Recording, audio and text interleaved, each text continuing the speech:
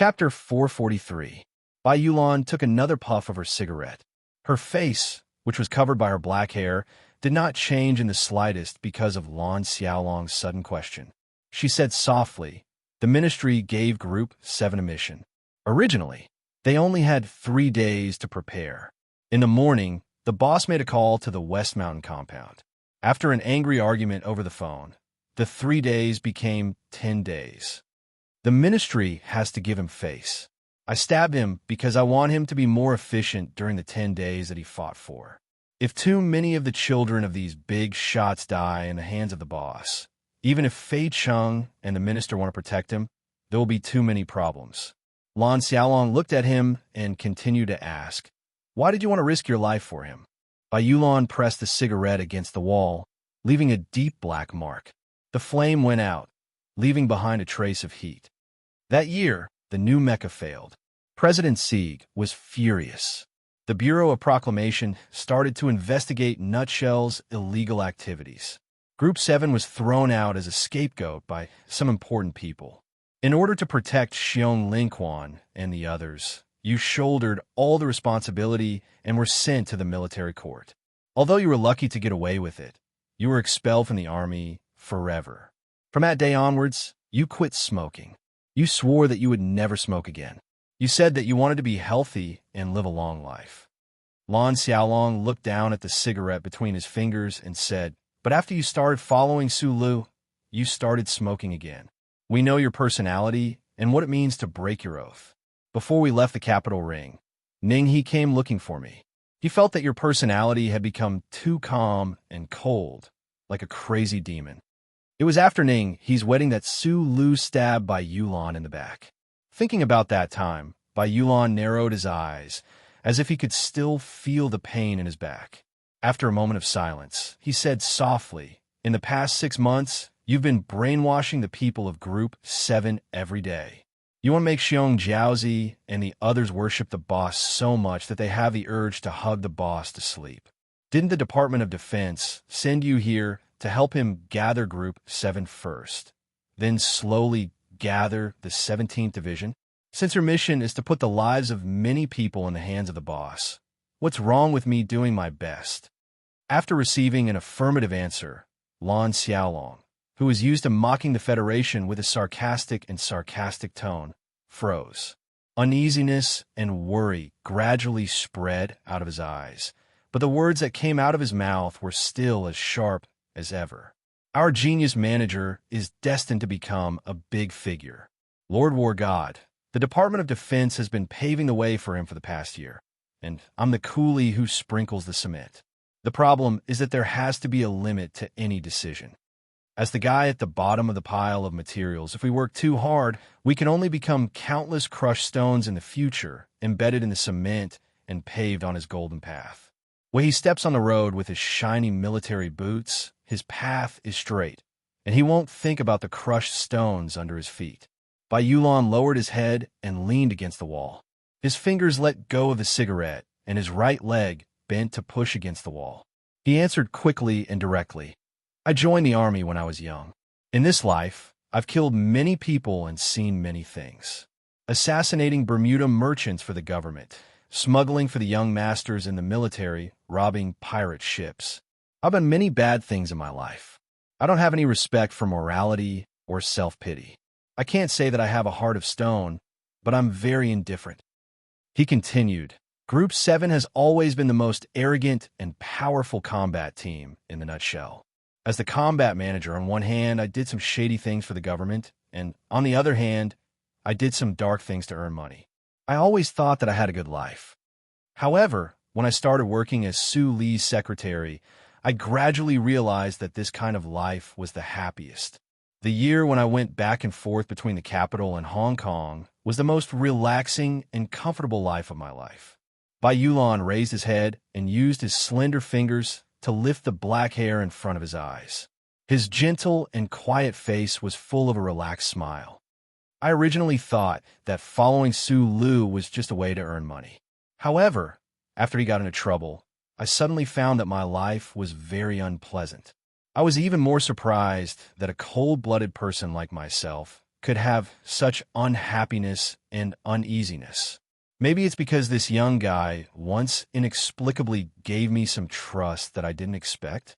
Bai Yulan narrowed his eyes like Su Lu and looked at the soldiers running on the field. He shrugged his shoulders like Lan Xiaolong and said, "On the day of Ningyi's wedding, he stabbed me, but I felt much better. It's not that I'm cheap. It's just that I know that I can go back to those days that made me feel relaxed." He looked at Lan Xiaolong and said in a soft but firm voice, "Working with Su Lu gives me a strong sense of being grounded. I feel proud that my spine can always be straight, and I don't have to be afraid of being killed." The things we used to do were not strange, or arrogant, but they were very, very hard as steel. We were not afraid of gossip, and we were not afraid of asking ourselves. We could straighten our backs and report the results of our work to our parents who were lying in the hospital. If possible in the future, we can look back proudly on our children when we are old. There is no one or thing that is always right. But following Su Lu and doing things that we think are right, this kind of feeling is very good. Lan Xiaolong listened in silence. He understood what kind of feeling Bai Yulan was trying to describe in his soft voice. However, he increasingly felt that Ningyi's worries were reasonable. Bai Yulan did not worship Su Lu, but he was immersed in the pleasure of a madman. This kind of situation was quite dangerous. Do you know? On the day Medellin died, I was on a mountain outside the foundation building. Bai Yulan's slender eyes flashed a trace of sharpness. He said softly, "At that time, I had a strong impulse to go crazy with him. In fact, I was ready to go crazy at that time." Lan Xiaolong's face changed dramatically. He could not believe his friend's words at this moment. "Unfortunately, I received a call on the mountain at that time," Bai Yulan said bitterly. The image of a middle-aged woman appeared in his mind. She didn't look extraordinary, but her face was full of majesty. Immediately, he calmly raised his head and said, "That's why I didn't go crazy that day. I didn't have enough fun. Now that I have a second chance with Su Lu, I don't want to miss it." Lan Xiaolong sighed softly and no longer tried to persuade him. Bai Yulan patted his shoulder with a smile and said, "Like the boss, I am a small figure who struggled at the bottom of the society. As George Carlin said, we are naturally revolutionary. Dealing with the young masters of these big shots will produce a certain kind of pleasure from the bottom of my heart. Your family background is different from ours, so naturally, you can't understand." After saying a rare long psychological analysis, the delicate man put his hands back into his trouser pocket. The smile on his face gradually disappeared. The delicate lady lowered her head and walked toward the old soldiers on the field. Lan Xiaolong looked at the back of the figure. Thinking of the countless dead souls under the delicate knife of his friend and the sinister means hidden in his body, he could not help but shiver. He sympathized with the children of the senators, governors, and tycoons. It had to be admitted that as a personal secretary who did not make the bed but served tea and water for a long time, Bai Yulan had a very good grasp of Su Li's mind. In the following days, the more than 100 old soldiers from the capital ring were miserably dealt with by Bai Yulan, Xiong Linquan, and the others. From day to night, this remote and quiet military camp in the West Woods was filled with miserable howls, cries, screams of despair, and even more desperate cries for mercy. Running with weights, shooting with weights, and then running with weights again, whipping, kicking, drugs, and obviously illegal black market stimulants. Blood and snot were smeared on the tattered military uniforms.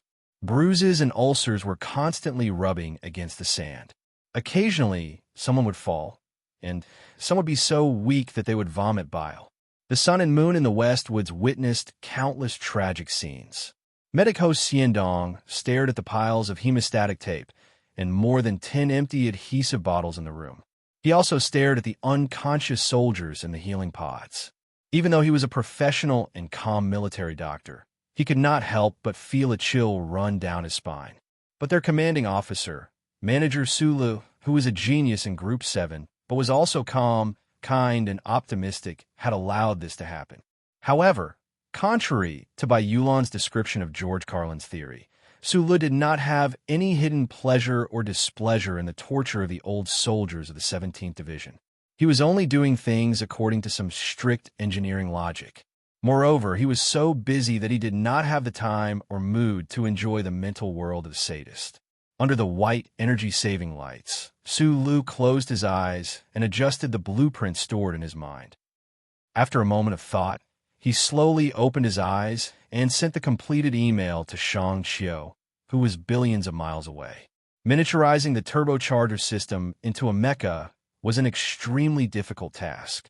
Cheng Fengshi had proposed a whimsical design concept. After the even more talented Shang Xiu had obtained the materials, she had immediately erased the hydrogen fuel foundation in the original design. The Nutshell engineering department worked at full strength. In just a few short days, the project had achieved a great breakthrough. In the past few days, Sulu had been in constant email contact with his colleagues in the Nutshell engineering department.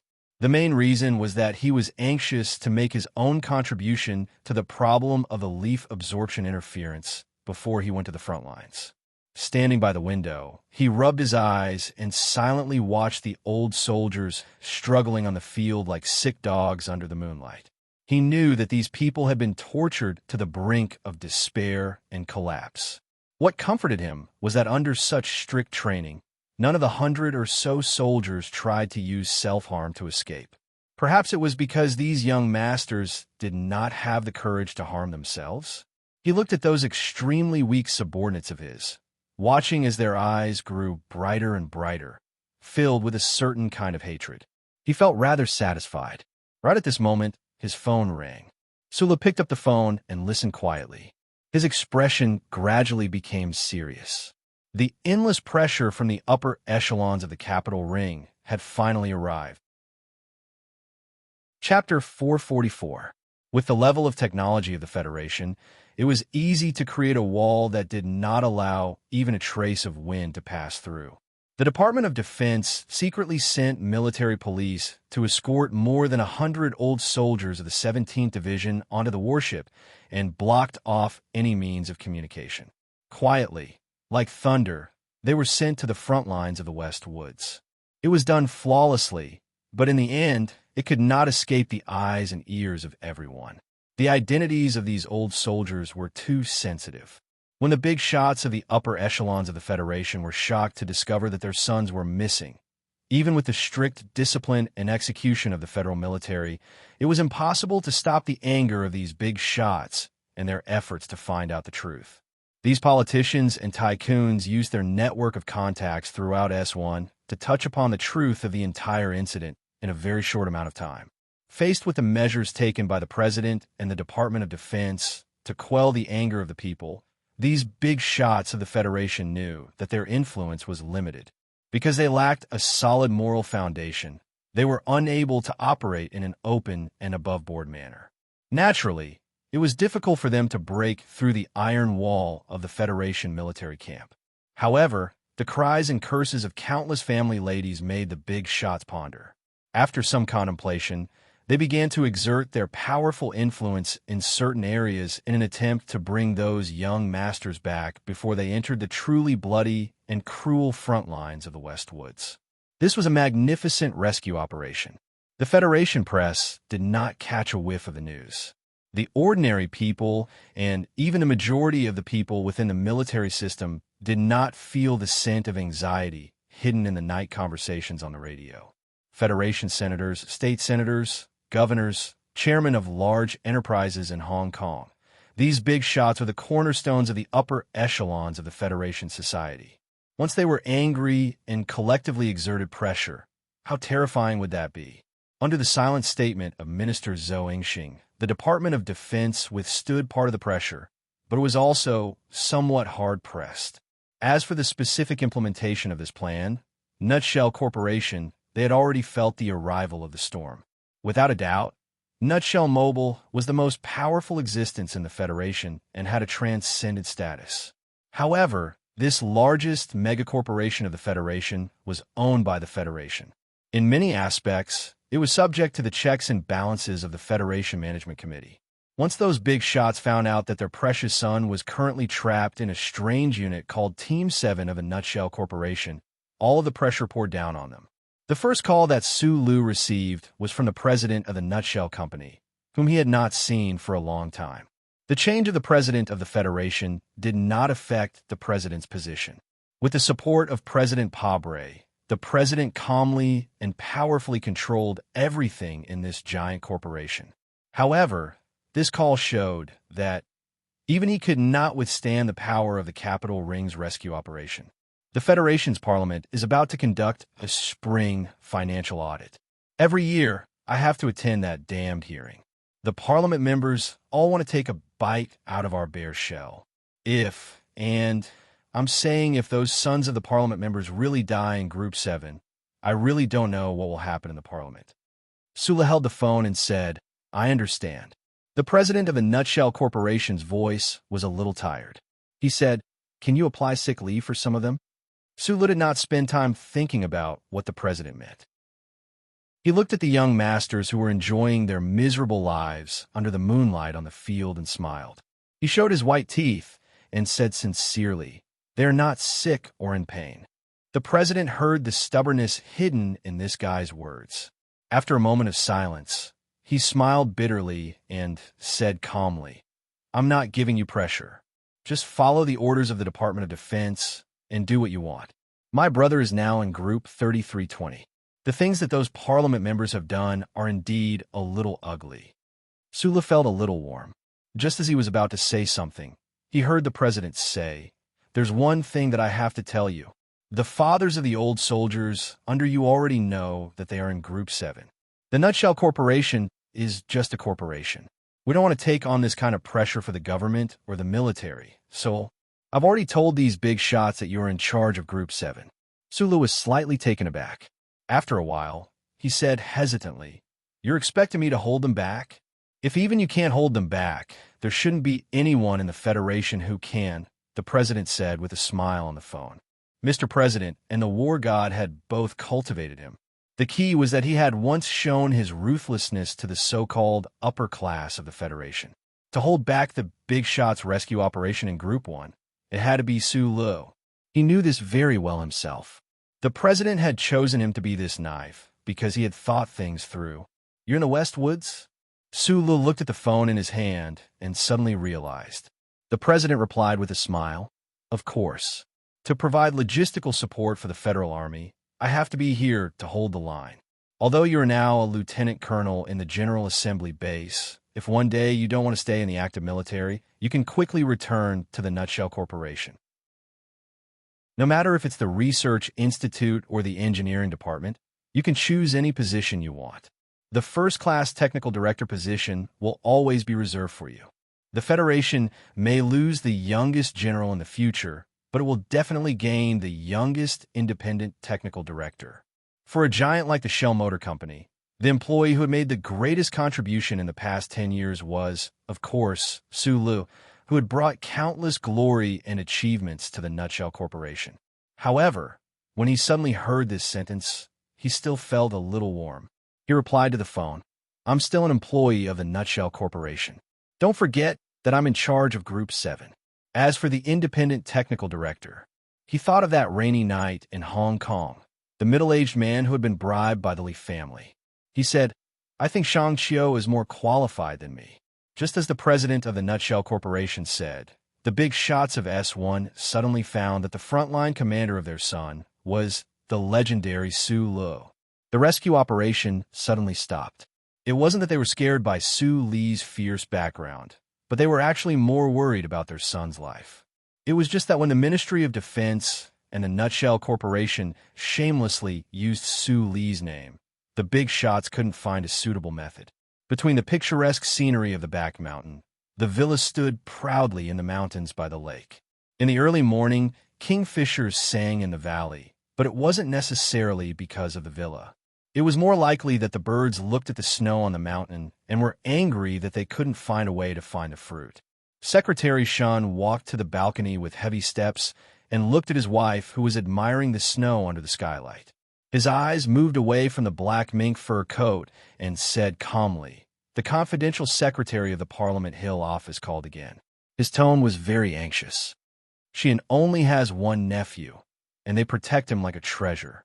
Now he has been taken to the front line in the West Woods by the Ministry of Defense and thrown into Su Li's army.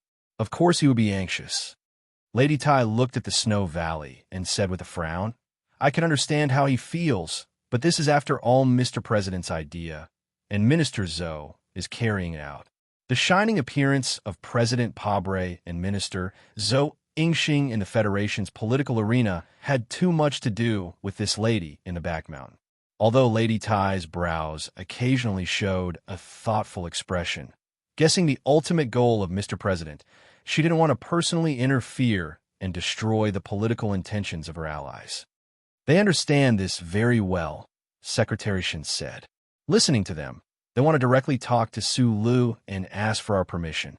For the upper class of the Federation, although Lieutenant Colonel Su Lu, who suddenly rose to prominence in the capital, had some problems with Macho in the back mountain, because of his friendship with the Crown Prince, he was still deeply engraved with the brand of the Tai family. Lady Tai picked up half of the best quality agarwood from the table and gently inhaled it. After a moment of silence, she said, "I won't stop them, but in my opinion, wanting to directly persuade Su Lu to save their useless children is just a wishful thinking."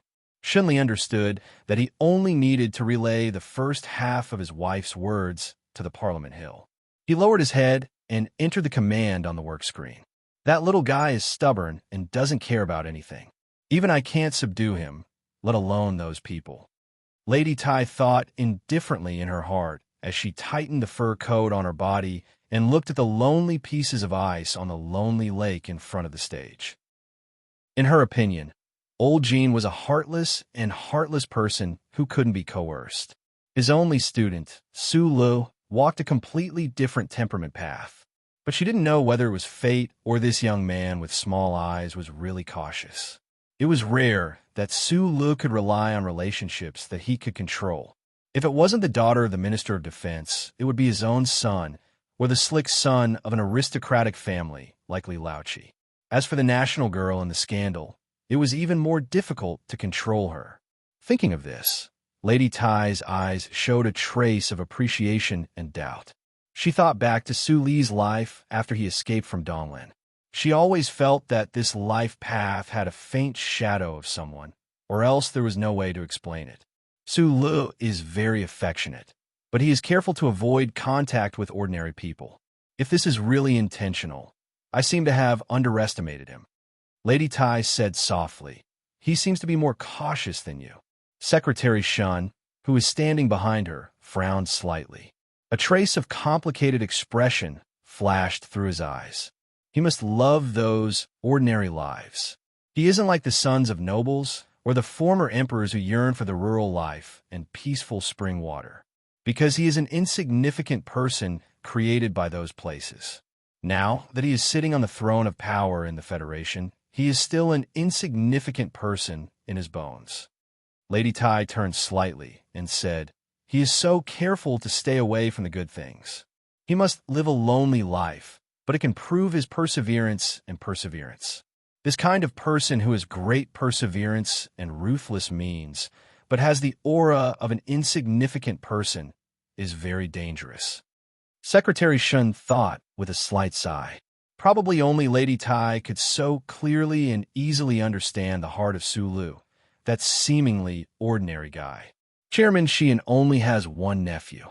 After a moment of silence, Lady Tai suddenly said, "Leave this matter to Yuan. He also knows Shipeng. He can't just watch that little guy die." Chapter 445. Secretary Shun's eyes imperceptibly glanced at the piece of top-grade agarwood that was half-burnt yellow. Then, he glanced at the furnishings in the villa that were filled with a mixture of history and power.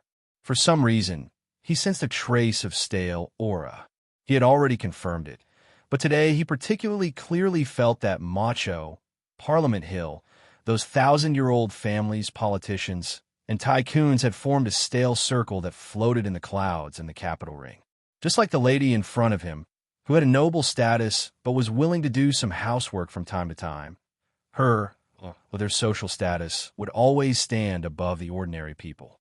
They could work hard to fight for the everlasting existence of the Federation, But the goal of their struggle would always be to let their family gain more benefits through the existence of the Federation.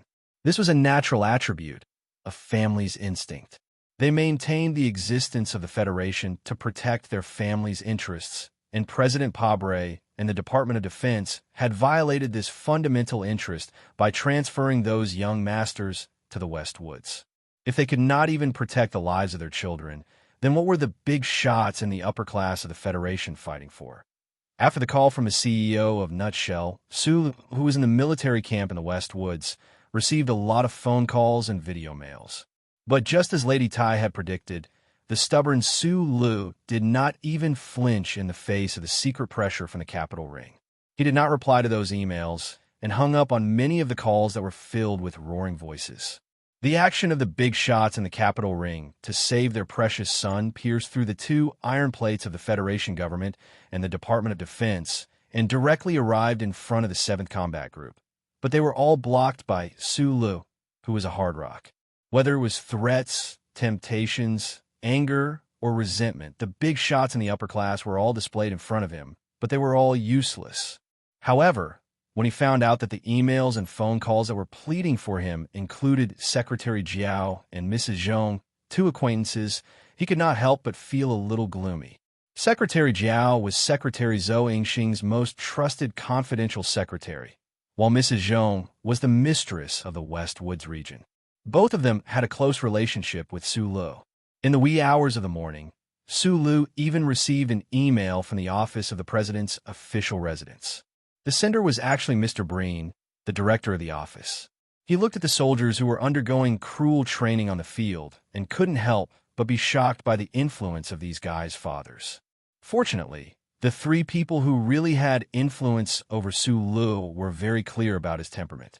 They just mentioned a few people's names in the email and tried to sound him out like Mr. CEO to see if it was possible for him to apply for sick leave. When they received Sue Lee's direct rejection, they never tried again. Secretary Jiao was the Minister of Defense's trusted aide, and Madame Zhong and Director Breen were even more so big shots who could cause storms with just a wave of their hand. However, they still had to live in this society and that circle of the Federation after all. Just like the proud and noble Madame Zhong, they also had to consider the upcoming budget meeting of the Parliament in spring and how much resource aid quota the West Forest region could receive. In the underworld, under the stars, there were always many things that one had to do. Sue Lu understood this very well. So after he closed the email system, he only had a few traces of a heavy and bitter smile on his face. He did not have too much resentment. He should have been resentful because this was President Pabre and the Department of Defense's plan. He was just a knife, but now the president's official residence and the Department of Defense had shamelessly thrown him out to fend off the angry means of the big shots to get him back. Secretary Jiao and Breen even turned around and fired a shot. When he returned to the Capitol Ring in the future, how many big shots would he have to bear the anger of when he returned? The reason why he was still calm and firm and had no resentment was probably because from the beginning he did not care about the pressure from the Capitol Ring and the possible revenge in the future. He confirmed that the president's idea was correct, and that was enough. He himself did not have the desire to enter the so-called upper circle. Moreover, life and death on the battlefield were rare and common, and no one knew if they could come back alive. If that was the case, what was there to be afraid of? Looking at the moonlight and the stars on the field outside the window that were getting fainter and fainter, and looking at the willow white that was about to tear the horizon apart, Sue Lu felt a little relieved that he did not receive the interceding email from the president of UA University. Although he was not very familiar with the old president, the campus where UA University was in full bloom was the place where he made his debut, and it was difficult to tear apart their relationship. If the old president was really worried about the life and death of his symbol through the phone, how should he deal with it? The darkness before dawn had dispersed. He looked at the old soldiers who had collapsed on the field, and the members of Group 7 who were equally exhausted and the nonstop medical equipment around them. For some reason, he thought of the lecture he had given a few days ago. "I am your highest officer, Sue Lu." 3 years ago, he had stood beside the iron gate of UA University and said in a calm and confident manner, "I am the gatekeeper." Thinking of his life as a gatekeeper in Yue University, Su Lu could not help but feel as if a lifetime had passed. Now, his identity and status had undergone a great change, but fortunately, his temperament seemed to be the same as before.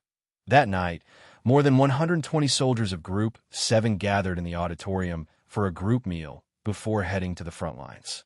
Before the meal, there were no high-ranking officers to provoke the hot-blooded and loud lectures, nor were there any female celebrities with bare thighs to boost morale. There was only silence. The soldiers, whose bodies were exhausted and in extreme pain, and the bodybuilders, whose skin was cracked under the scorching sun, sat at the dining table and each had their own thoughts. A feeling of despair and sorrow broke away from these thoughts and enveloped the entire auditorium. After 9.5 days of hellish training, these soldiers had tasted for the first time what it meant to be better off dead. If it were not for the hope that their parents in the capital ring could save them at the last moment, they would not have been able to last so long under the whips of Group 7. In fact, even Bai Yulan and Xiong Linquan, who were in charge of training, were extremely tired and sleepy. They sat silently at the table without saying a word. After the high-energy meal was hastily finished, the soldiers sat with numb expressions. There was no problem with their military posture, but their eyes were filled with the desire to die. Going to Planet 163 for the Bureau of Proclamation's secret mission, everyone knew that it was a path with a slim chance of survival. What made them despair was that they would board the battleship tomorrow morning, but their parents still seemed to have not found a way to save them. Sulu walked up to the rostrum and put on the sunglasses carefully. When he lowered his head and was about to say something into the communicator, the phone at his waist rang. "Are you on?" He was a little surprised to receive a call from the other party. His fingers that were holding the phone froze slightly. He looked at it silently for a long time before he picked up the call. The two words "Are you on?" clearly came out from the communicator. The old soldiers who were full of death did not react at all. Only Shi Peng, who had been nervously clenching his fists, suddenly had his eyes lit up. Like a person who was about to fall off a cliff, he suddenly stood up and looked at the rostrum with ecstasy. Sulu held the phone and listened silently for a few seconds. Then, he raised his head and looked at Shi Peng. Shi Peng could not believe it. He stretched out his finger and simply hung up the phone. Shi Peng's body tensed up. He could not believe what was happening in front of him. He was instantly overwhelmed by despair. He pushed away the table and rushed to the rostrum. He screamed crazily, "Prince, I'm Shi Peng. Save me." Su Li's thick eyebrows that were exposed outside the sunglasses slightly frowned. Bai Yulan stood up. When Shi Peng rushed past him, he kicked the outer edge of his thigh heavily. This young master of the speaker's family was kicked to the ground. He could not get up for a while. "In the past 10 days, many people have called me and the Ministry of Defense." Su Lu stood on the rostrum and raised the military encrypted phone in his hand. He did not want to look at Shi Peng, who was rolling on the ground in pain. He looked at the people below the stage and said, "These calls are from your parents and many important people in the capital ring." The originally extremely quiet auditorium immediately became even quieter. It was just that the silence of these soldiers before was filled with grief, indignation, and despair. Now, the silence was more of hope and surprise. Only now did they know that their parents had found out what had happened to them. "You are very impressive. That is because you have very impressive parents." Sulu looked at them and lowered his head slightly to look at the phone in his hand that kept vibrating nonstop. He said, "Countless important people have tried to save you. Even the Ministry of Defense could not withstand this pressure and allowed this pressure to reach Group 7 directly." Tai Yuan's name was displayed on the black military phone. It kept ringing silently and with great pressure. Sulu slowly put his hands behind his back and did not look at it again. Naturally, he would not pick up the call. The old soldiers who had endured 10 days of inhumane torture didn't know why Shi Peng had gone crazy. They stared at the stage with countless pairs of bright and pleasantly surprised eyes. In their opinion, as long as their parents stepped forward, what couldn't they do in the Federation? However, what they heard next made everyone's mood fall from the warm grasslands to the glaciers of the extreme north. It was so cold after all hope was extinguished. Sulu raised his head and looked at these new subordinates below the stage. After pausing for a moment, he smiled and said, "Let me tell you guys a piece of good news. The operation in the capital ring to save you guys from the Federation has failed." The entire auditorium was in an uproar. The old soldiers' emotions of fear, grief, and indignation seemed to have materialized and were about to burst through the roof of the auditorium. However, after being tortured for 10 days, they had already developed a deep fear of the members of Group 7. No one dared to stand up and make trouble. The phone kept vibrating nonstop. Su Li's hands behind his back were clenched tightly. He looked at the people below the stage and carefully savored the slight improvement of these soldiers. His confidence increased slightly. After another moment of silence, he said in an extremely sincere tone, "You guys will have a rare opportunity to experience a different part of your life. As members of Group 7 of the Shell Motor Company's Whitewater Battle Group, you guys, know us, will follow the main forces of the Federation with glory and devote yourselves to the great cause of resisting the invasion of the Empire." Chapter 446. The same rice can raise 100 different kinds of people. Although these debauchee soldiers in the auditorium had been raised in a greenhouse by their fathers since they were young, not all of them were really unable to withstand the wind and rain and couldn't withstand a few days of cold. Knowing that the situation was settled, after a few minutes of silence, some of the more ambitious and strong-willed young masters came back to their senses. They picked up the large bowls of liquor on the table that were specially prepared for tonight. After a moment of shock, their faces gradually became fierce, and they drank it all in one gulp. Although some of them were choking, they were choking to their heart's content. They successfully turned the sadness in their hearts into grief and anger, turning despair into a kind of indescribable fierceness. Even Shi Peng, who had been kicked to the ground, silently crawled up after a moment of pain and struggled to return to her seat.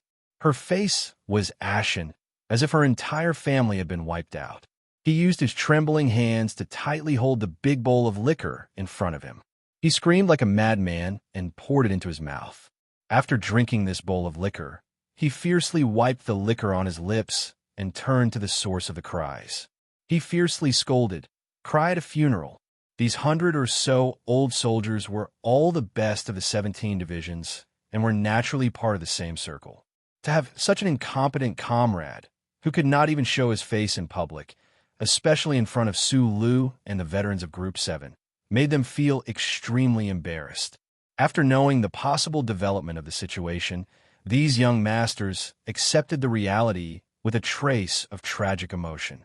They were a little flushed from the liquor, but they were also ashamed of the cries that occasionally sounded around them. At this time, when they heard Shi Peng's scolding, they also began to scold. Obscenities danced in the air as they vented their curses. Finally, those useless young masters' cries were stifled. "Drink! Drink until you die!" Shi Peng grabbed Song Xiang's shoulder. The redness in his eyes had long been covered by the redness on his face. He fiercely scolded, "Since no one cares about us, we have to come back alive." The auditorium was suddenly filled with a fierce atmosphere. It was probably the psychological effect of breaking the pot and smashing it. There was wine in the morning, drink in the morning, and kill a few people tomorrow. Su Lu felt that the phone in his hand was no longer vibrating. He secretly heaved a sigh of relief, and then his attention was attracted by the scene in the auditorium.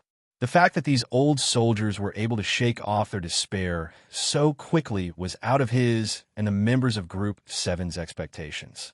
Although these old soldiers looked at him with eyes full of undisguised hatred, these were still the eyes of those who were alive and dared to seek life in the face of death. He glanced at Shi Peng in surprise. Only then did he realize that there was a reason why the aristocratic families condensed their wealth. The young masters of the Capital Ring had been played by the Department of Defense and tortured by Group 7 for 10 days. That was why they were so cowardly. However, when the young people realized that they could not change the situation, they were able to ignite a certain kind of willpower. It had to be related to their family education. Su Lu lowered his head and smiled. He didn't have enough experience or interest to look down on others and feel too much emotion. After calming down a little, he was ready to mobilize for the first battle in his life. However, just as he was about to look at the communicator, he saw from the corner of his eyes a few soldiers carrying miniature cameras and sound receivers walk into the auditorium. Judging from the epaulets of these soldiers, they should be civilian officers. They were probably part of film crew. Lan Xiaolong walked up to the stage and whispered a few words into his ear. Su Li's eyes narrowed slightly. Only then did he realize that this was the intention of the president's residence and the Department of Defense. In order to quell the anti-war tide among the people, bridge the gap between the social classes, and promote harmonious coexistence between the social classes, the government had specially sent an excellent film crew from the military's Venus documentary film studio to follow Group 7's operation. They wanted to faithfully present the story of the children of these big shots killing the enemy on the front line and sincerely cooperating with the children of ordinary people in front of hundreds of millions of people. This was politics and also propaganda. Su Lu understood that the Federation government was willing to offend the upper class to carry out this mission. Of course, they wouldn't miss this rare propaganda opportunity. However, understanding was one thing. For a moment, he found it hard to accept that these people who dabbled in literature and art would appear on a battlefield where death was happening all the time. They're going to start shooting now. Su Lu frowned and looked at the film crew that was shooting nonstop below the stage. He thought that the scene of these young masters partying to their heart's content wasn't very nice to look at. Can we ask them to leave for a while? Lan Xiaolong looked at Su Li's face. He didn't understand why he was so against the idea that Group 7 was also his opportunity. So he asked tentatively, "Although they are sent by the Department of Defense, you don't need to be so polite. We are just a combat team for nutshell," Su Lu said. "Okay, I understand." Lan Xiaolong put on his military cap, shook his head, and walked off the stage. He took Xiong Linquan and a few other fierce people and unceremoniously kicked the film crew out of the auditorium. He completely ignored the extremely ugly expression and angry protest of the propaganda officer. Su Lu lightly tapped the microphone, and a sharp echo resounded throughout the auditorium. The chaotic scene gradually quieted down. Most of the old soldiers were already a little drunk, and their eyes were a little blurred, confused, and sad. However, after 10 days of torture, none of them dared to show any superiority in front of this young lieutenant colonel wearing sunglasses. Looking at these 120 people and 120 faces, Su Lu suddenly forgot what he was supposed to say. The words he thought of last night to boost morale seemed to have no real power in the face of a real war. The Federation soldiers below the stage were only a company. Of course, their equipment was much more powerful than in normal companies. Group 7's equipment was originally provided by Nutshell, and this time, the Department of Defense had directly bypassed the Westwood's frontline command to provide them with a full set of cutting-edge equipment. Su Lu was now a lieutenant colonel. If he pushed hard, he could reach the level of deputy division commander, and become the regiment commander would be even more justified. However, he was still too young. Other than the mecha battle last time, he didn't have much combat experience. No matter how much the few real big shots in the Federal Army gave Li Pifu face, no matter how much they loved his personality, they couldn't really throw an entire regiment at him for him to lead. Therefore, these 120 people, this company was the first time he truly had his own unit. What was his own unit? That was, he had to be responsible for the life and death of everyone in the unit. He narrowed his eyes and looked at these familiar and still unfamiliar faces. He knew that no matter if he liked or disliked them, no matter if they were the son of a senator, the son of a governor, or just a very normal citizen, he had to do his best to let them come back alive from the battlefield. However, in the end, he was still a young man who was almost 22 years old. With such a heavy responsibility and burden on his shoulders, it made his words sound heavy and difficult. You should know some of my story. I haven't been on active duty for long, but I have indeed experienced some things these years. In reality, I should have died a long time ago, but I haven't. Su Lu took off his sunglasses and put them in his shirt pocket. He lowered his head slightly and spoke into the communicator. His clear and sincere voice echoed in the auditorium. The soldiers at the tables below the stage looked at him with complicated expressions as they listened to these words. It's the same for your seniors in Group 7. They've done a lot of dangerous and shady work for the Federation, but most of them still managed to survive. Bai Yulan sat at the table. A strange light flashed through her narrow and delicate eyes. It was unknown if she was thinking of her comrades who died on the Bermuda Mineral Star. Sulu lowered his head and continued. If a person is afraid of death, it is actually the easiest for them to die. If you're not even afraid of death, then death will often be afraid of you and will avoid you from afar. I am younger than some of you, but I have experienced life and death. I know that is indeed not a good feeling. I am also afraid, but after thinking about it carefully, when I rushed to the place of life and death, I didn't rely on the blood rush to my brain. It was an extremely correct instinct, because people will always die in life.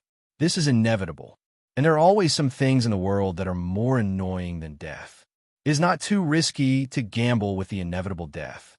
In the past 10 days after dinner, I have arranged for you to watch the war documentaries filmed by the Department of Defense. Although some of you may have fallen asleep due to exhaustion, you must have watched a few of them. In those documentaries, you should have seen the Empire's invaders slaughtering our compatriots on the fallen stars. You should have seen the white bones and rotting corpses that were not buried by anyone in the ruins of towns and cities.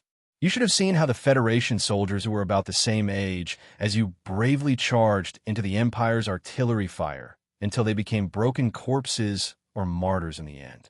I know you have seen it. Sulu raised his head and looked at the silent crowd below the stage. He said, I also know that some of you cried when you saw it. I don't want to know whether it is fear or anger. I don't know whether it is fear, but at least you have feelings. If you don't feel, then you're not human. If you're not human, then you should not be afraid of death. This was not a funny joke. Su Li's first war mobilization in his life was just a calm narration with a hint of naivety and sincerity. The auditorium was silent.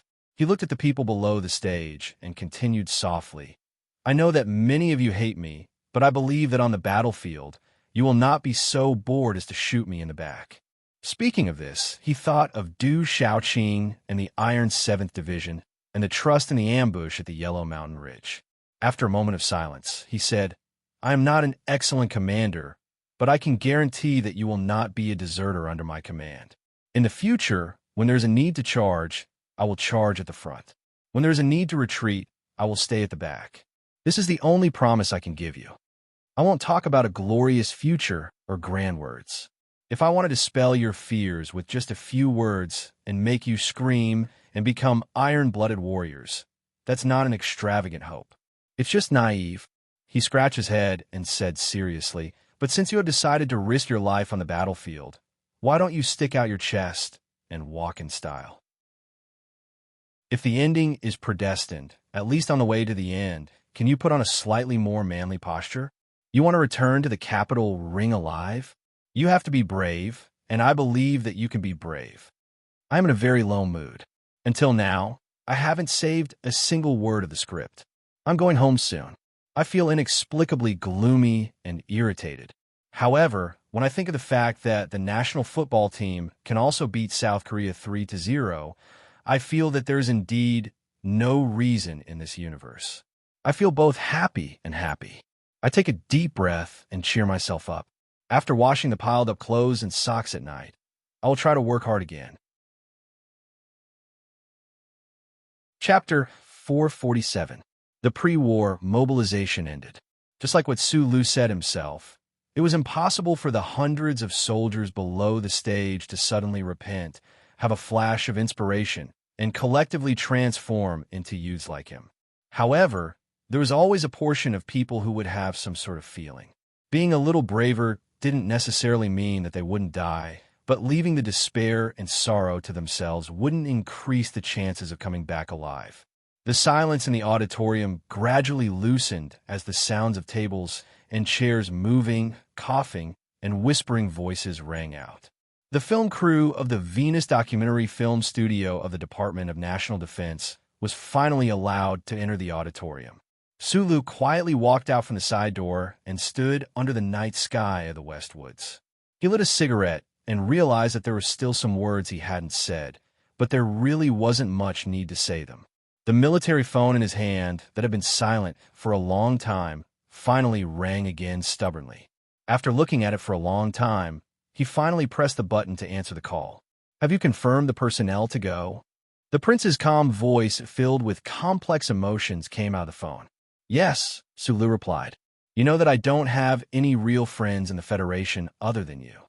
Even Yuzi, after she grew up, can't be counted as one. Neither can Shi Peng, but I have to remind you that his identity is different." Sula held the phone tightly and didn't say a word. Tai Yuan said faintly on the phone, "Speaker Xian's son and daughter-in-law participated in an interstellar exploration of the Federation. Unfortunately, they were martyred. He's the only male in their family now." "What is identity?" After a long silence, Sulu said, "In the past 3 years, I've always been very proud that I didn't become your subordinate, partner, or anything like that. I've always insisted on being friends with you as equals because I value this term very much. Other than equality, there's also fairness. Including you, the demands made by those big shots in the Capitol ring are very unfair in my opinion. Every soldier who fights on the front lines has their own story. I'm also the last orphan of the old Su family. In my opinion, the only male in the family of the Federation's deputy speaker doesn't have the right to escape. Not to mention, he's a soldier himself." "Fair." Tai Yuan's calm and oppressive voice came from the other side of the phone. "A bunch of old soldiers who have never received any training are being sent to the front line to die just because of the political needs of the Federation government. Do you think this is the fairness that you seek?" 10 days, Sulu corrected. Tai Yuan said coldly, "Is it fair? Shi Peng is the nephew of the vice chairman of the Federation. I suddenly thought of the useless nephew of the Zhong family's tiger." Sulu thought for a moment and said, "He didn't go to the front lines, but you and I both know that about a quarter of the men in the Zhong family in the West Woods died on the battlefield." Without waiting for Tai Yuan to speak, he continued, "You were a soldier in S2. You were injured. You were in danger. I know you're now on the front lines in the West Woods. You're the young master of the Tai family. The Zhong family is the West Woods warlord in the eyes of the politicians in the capital, but you're not like some big shots who hide in the 17th Division to enjoy glory and avoid danger. It's because of the existence of people like you that I don't think that the so-called aristocratic families and the upper class are naturally shameless. If I'm forced to release these old soldiers back to the Capitol ring, do you think it's fair to the Zhong family? Fair to you? Fair to the normal soldiers who die on the front lines?" After hearing Su Li's words, Tai Yuan fell silent on the other side of the phone. After a moment, he said softly, "The Zhong family needs their own sacrifice to obtain military power that they shouldn't have in this democratic society. And I'm only doing this because of my strange nature. Otherwise, I'd be in the Capitol ring watching the news on TV right now. You have to admit that some people are naturally more important in this world." "No." Su Li's answer was simple and clear. "There shouldn't be such people in this world." There was silence on the other side of the phone again. Tai Yuan had been worried because of Mr. President's overly aggressive actions this time. As a friend of the knife, he didn't want to speak out because of the pride and reserve of the young master. Now, he was angered by Su Li's stubborn and ungrateful attitude, and his breathing became slightly heavier.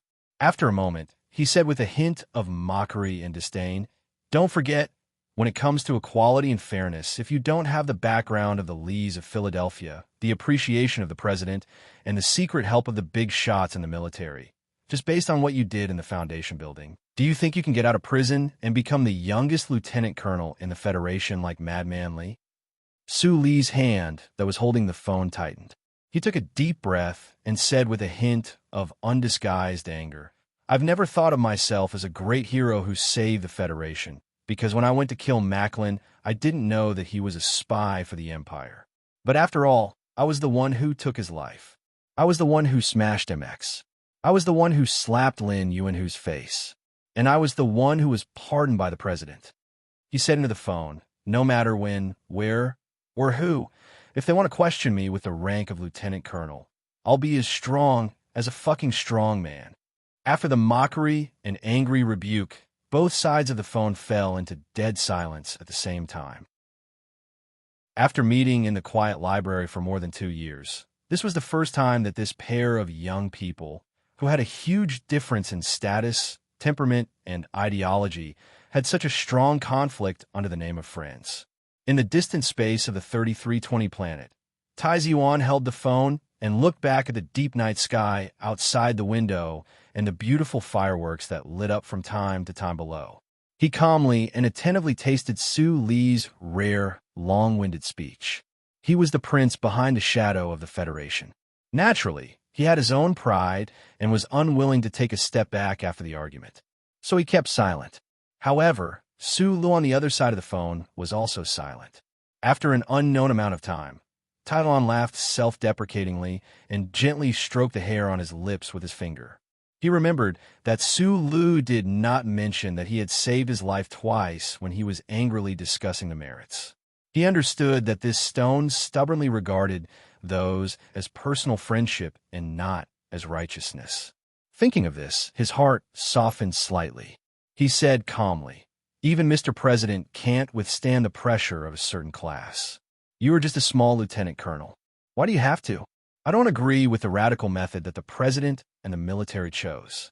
Even if this method can temporarily quell the protests of the people, it has already caused some kind of division in the upper class. I'm more worried that he will be so radical as to point his spear at us, the few families that are old but still have a lot of power. The Federation and the Empire are at war right now. If there is a deep structural problem, it won't be a good thing." In the military camp, Su Lu also calmed down and said with emotion, "Mr. President is the political ally that your family chose. I don't understand these high and complicated political affairs at all, but thank you for your concern. But you don't need to worry about how those big shots will deal with me after I return to the Capitol ring." He raised his head and narrowed his eyes at the starry sky above his head. "This is a battlefield. Countless people are dying every moment. I don't even know if I can survive and return to S1. Since that's the case, why should I be afraid of those old fellows? I should have died in that building S2. In the endless night of the Fox Fortress, I thought that I would die as well. In the military prison of Allure, I thought that there was no way for me to get out alive. But the president, the old man, and those big shots in the military saved me. This life of mine was earned for no reason. It is what I owe the Federation. In truth, I am also afraid of death, but those people from the Empire have to be driven out, right?" Taizuan said calmly, "Yes, this is a truth that doesn't need to be discussed." Sula held the phone and laughed happily, revealing his white teeth. "In the end, we still have a common language." After a long silence, Taizuan said with a trace of emotion, "Sometimes I feel that the two of us are just 20 years old.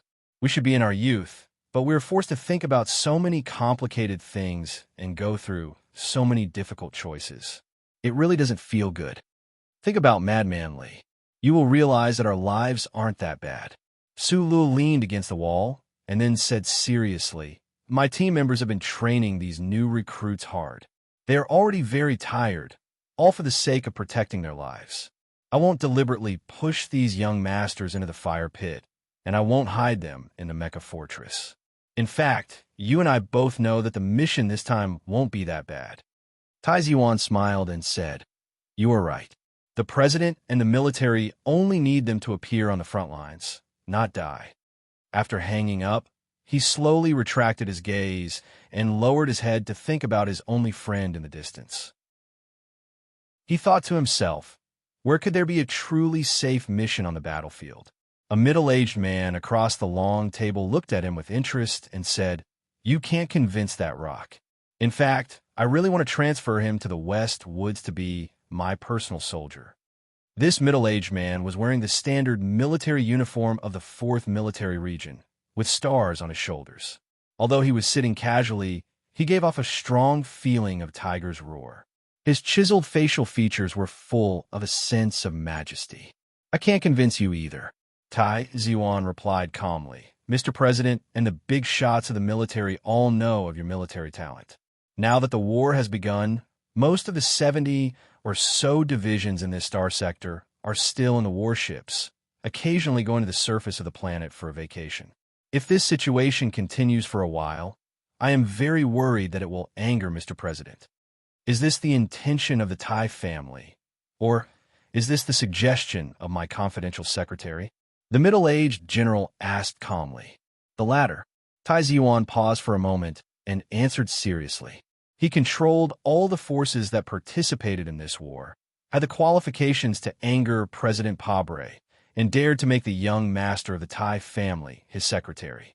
In this part of the universe, other than the tiger of the Zhong family who fought against the Empire alone for more than 10 years, who dared to go against him in the Westwoods, Su Lu hung up the phone and raised his hand to his forehead as if he wanted to pick the stars in the night sky. At this moment, someone walked over from behind him. Bai Yulan handed over the electronic manual and said softly, "The mission has been confirmed.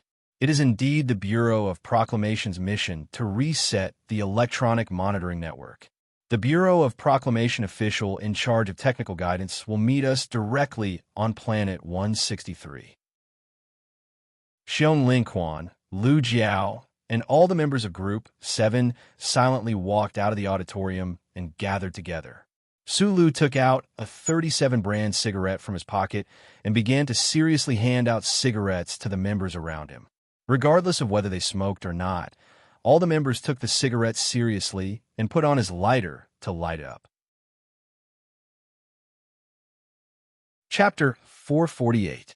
These veterans knew very well that because Su Lu had brought the nation's maiden to Planet 5460, this secret mission for the Bureau of Proclamation was the first time Team 7 had been sent out on a mission in this war. Therefore, they could feel what Su Li's serious distribution of cigarettes meant. It was the smoke from the battlefield steeped in alcohol. Listening to the noises of the rookies in the auditorium behind them, they became even more silent. They lowered their heads and smoked without saying a word, their expressions firm and calm. Team 7 had a total of 21 members. Before they could finish distributing, the dark blue number 37 brand cigarettes had already been distributed. Bai Yulan smiled slightly and took out her own number 37 brand cigarettes from her pocket. She held one in her mouth and gave one to Lan Xiaolong beside her. Su Lu held the cigarette in his mouth and opened the map of Planet 163 surface from the electronic manual. Through the somewhat dazzling smoke, he looked at the work area marked in green and narrowed his eyes slightly. If the military's air support could be timely and powerful, reconstructing the glory of the charter in this 3,200 square kilometer area would not be a difficult task. At least, his troops would not have to be like Du Shaoqing's Iron 7th Division, fighting from Yellow Mountain Ridge all the way to the Northern Hemisphere. It was so tragic that it made one's hair stand on end. When can the Westwoods Military District send the 3D topographic map over? They should be able to get it when we get on the warship, Bai Yulan replied.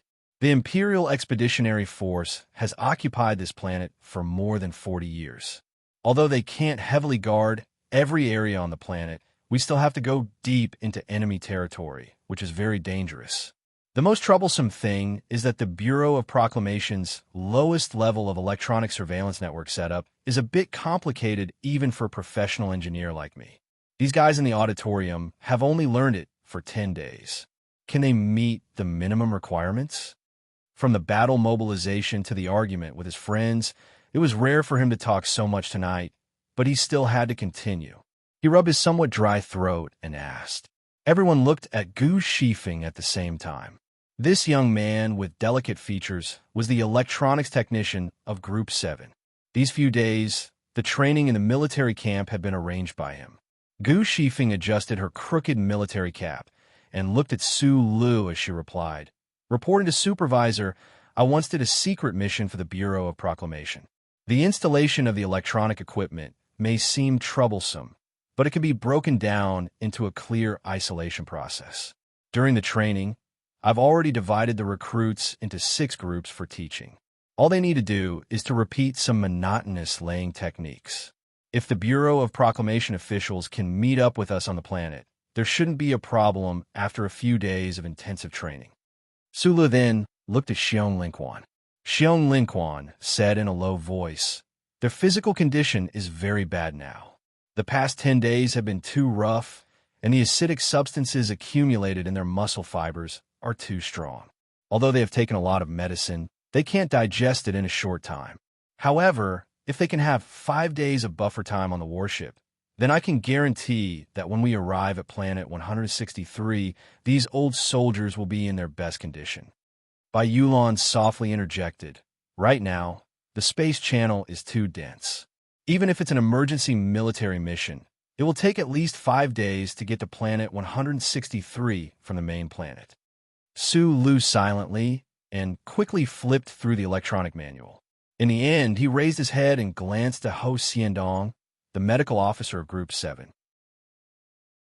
Ho Xiandong laughed self-deprecatingly and said, "The West Woods has used up all of the stimulants, but it won't be difficult to replenish them. Actually, the quality of these old soldiers is a bit beyond my expectations. Probably because their families are too rich, their bodies that look like they've been drained by alcohol, and women are actually very healthy.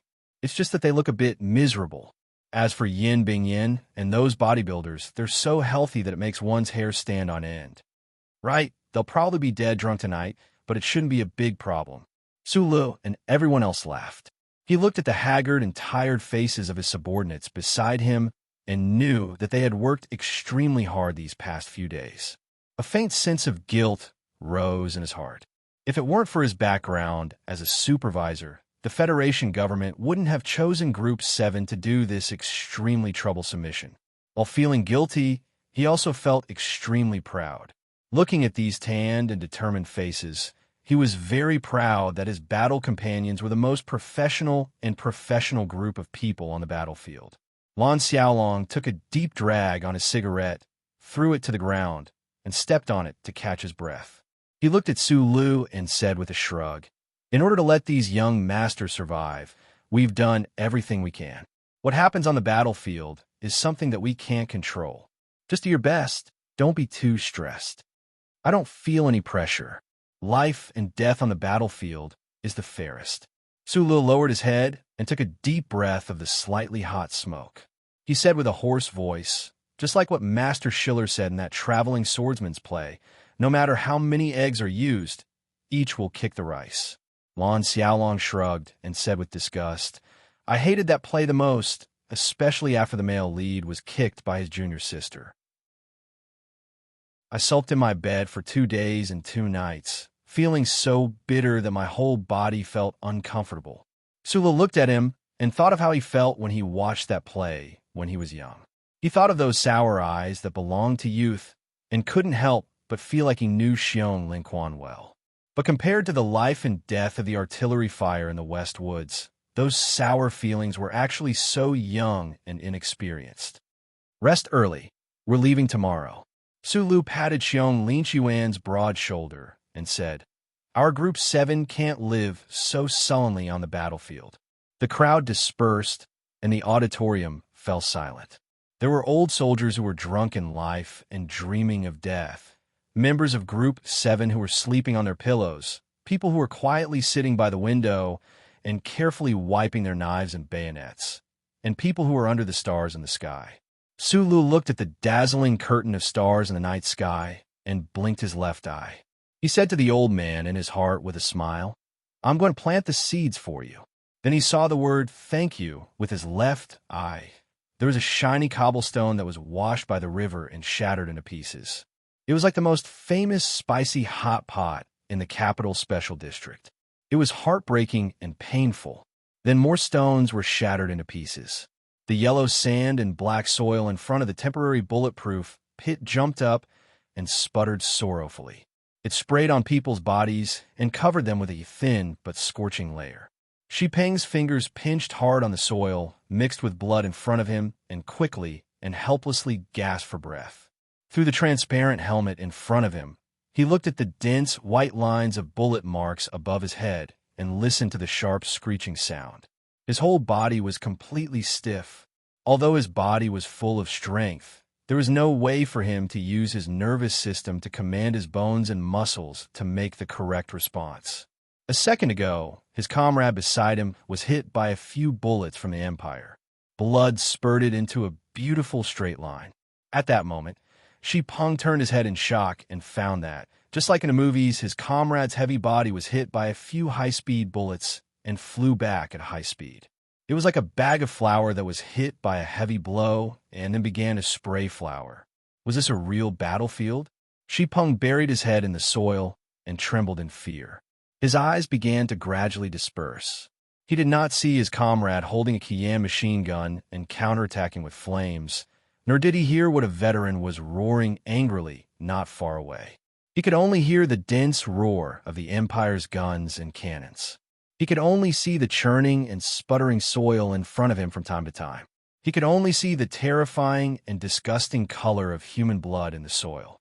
After all, he had learned some things from the military camp when he was in that shady 83-84 unit in the Harbor City Garrison Guard District. In the 10 days before he came to this planet, he was tortured by those ruthless mercenaries and was forced to learn even more countermeasures on the battlefield. As the only male in the family of the Deputy Speaker of the Federation, he was without a doubt a real, first-rate rich kid. In the prosperous capital ring, in the bizarre world of senses, he had seen blood, drugs, and even death. However, when he came to the front line of the West Woods, he realized that what he had seen before was fake. Between the whistling bullets and the smoke, he was a little absent-minded. He had completely forgotten the tactical manuals that he had learned. He only knew that he was as stiff as a piece of wood and as cowardly as an ostrich under the fortification, not daring to raise his head at all. Wiping the blood on his face with the most careful movements, he looked at half of his finger that was only 10 centimeters away from his lips. Breathing in the scorching air, he suddenly had the urge to vomit. W3 Team, retreat at full speed. A voice sounded in the field infantry communication system. At this moment, on the battlefield that was full of bullets and whistles, this voice was so clear and calm. It was so calm that there was a sense of indifference to life and death. It was like a young lady in a top club in the Capital Special Zone, using an indifferent tone to evaluate the bloody wild beef in front of her. Inside the Silan military camp, Shi Peng and many others were already incomparably familiar with this voice. It was because this voice had once made them roll on piles of shit, blister all over under the scorching sun, and gave them endless humiliation and torment. But at this moment, this voice in their ears was as pleasant as the music that floated from the sky. Yes, W3 Team. In the face of the parallel fire of the Imperium's light armored troops, W3 Team had the best chance of survival by retreating in 2 flanks. Shi Peng felt that she was awakened from a nightmare by this voice. Her right hand trembled as she pried opened the broken finger in front of her and found her gun from the foamy dust. After a few rapid breaths, she suddenly turned around and ran to the back of the camp. The gunshots sounded behind her, louder and clearer than the beating of her heart. With a pale face, Shi Peng ran desperately like a rabbit and crossed a gentle slope behind the simple fortification. With a bang, she fell heavily into the muddy water. The dirty, muddy water flowed down from the infantry's helmet and blocked his vision. She desperately wiped the muddy water off her helmet, but she could only vaguely see the smoke around her. She did not know where to go at all. In an instant, a feeling of despair rushed into her chest, making her legs feel like they were filled with lead. She increasingly felt that the gunshots of the Imperium behind her were like countless rapid, life-threatening drumbeats. She stood at the bottom of the gentle slope in a daze. She seemed to hear the sound of the Imperium's armored vehicles around her, and then she heard a whooshing sound. A palm slapped her hard on the cheek, creating a clear and crisp sound through the hard helmet. Shi Peng was heavily knocked to the ground. Almost at the same time, an Imperium's light guided rocket flew over with a whoosh and burst into flames in front of her. She looked back in shock. Sulu, whose face was full of smoke and dust, panted and said, "Show us the map and retreat to the Red Dome." Chapter 449. In order to win the space war with the Federation for the past 70 years, His Majesty had not hesitated to incite internal strife, squeezing productivity to the extreme, ignoring the 7 long years of interstellar travel, and continuously sending a huge amount of manpower and material resources, millions of Imperial soldiers, and hundreds of millions of tons of supplies, to the front line of the West Woods. Despite such great determination and courage, the Imperial Expeditionary Force still could not achieve a decent victory. In the end, they could only hide in 3 planetary systems and linger on with their last breaths. That was because the Federation had the glory of the Charter. With the multi-layer surveillance network everywhere, the Federation could control all the military operations of the Imperial Expeditionary Force. No matter how secretive these operations were, they could not escape the eyes of the glory of the Charter. The central computer underground in the Federation's capital special district had unimaginable calculation, or, as it was called, deduction ability. With the help of the central computer, the mobilization of the Federal Army could be achieved to the maximum extent of instantaneous and automatic. It was like a battle between 2 experts.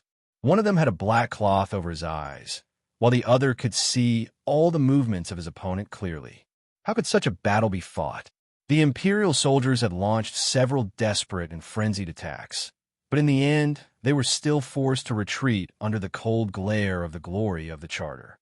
Fortunately, during the last war, they had completely destroyed the surveillance network in the 2 semi-planetary systems of the Federation, so they had a temporary place to rest and recuperate. These 2 semi-planetary systems were the 3,320 planetary systems, the 163 planetary systems, and half of the 5,460 planetary systems. The war that broke out at the end of the 1960s of the constitutional calendar was a huge military operation named Victory. The strategic goal that had to be achieved was to drive the invaders of the Empire away from the 2.5 planets that they had occupied for decades. In order to achieve this strategic goal, and to reduce the terrifying investment of military resources and the number of deaths of soldiers as much as possible, the first thing that the Federation military authorities had to do was, of course, without a doubt, to reconstruct the heavy surveillance network so that the glory of the Charter could shine through the darkness at the edge of the West Woods again, so that the Imperial Expeditionary Force hiding on the 3 planets would become a black spot that was not new under the sun. There was nowhere to hide and nowhere to run. Since the flames of war ignited on the 5,460 planetary system, the federal military began to speed up the pace of reconstructing the Charter network. Countless highly sensitive, self-changing orbit satellites were released into space by warships, and countless miniature electronic positioning devices were scattered in the grasslands, forests, and oceans. However, in the decades of war, millions of Imperial soldiers had died because of the glory of the Charter. The Imperial Expeditionary Force had always been extremely vigilant against the Federation's electronic surveillance network. How could they allow the Federal Army to reconstruct the network right under their noses?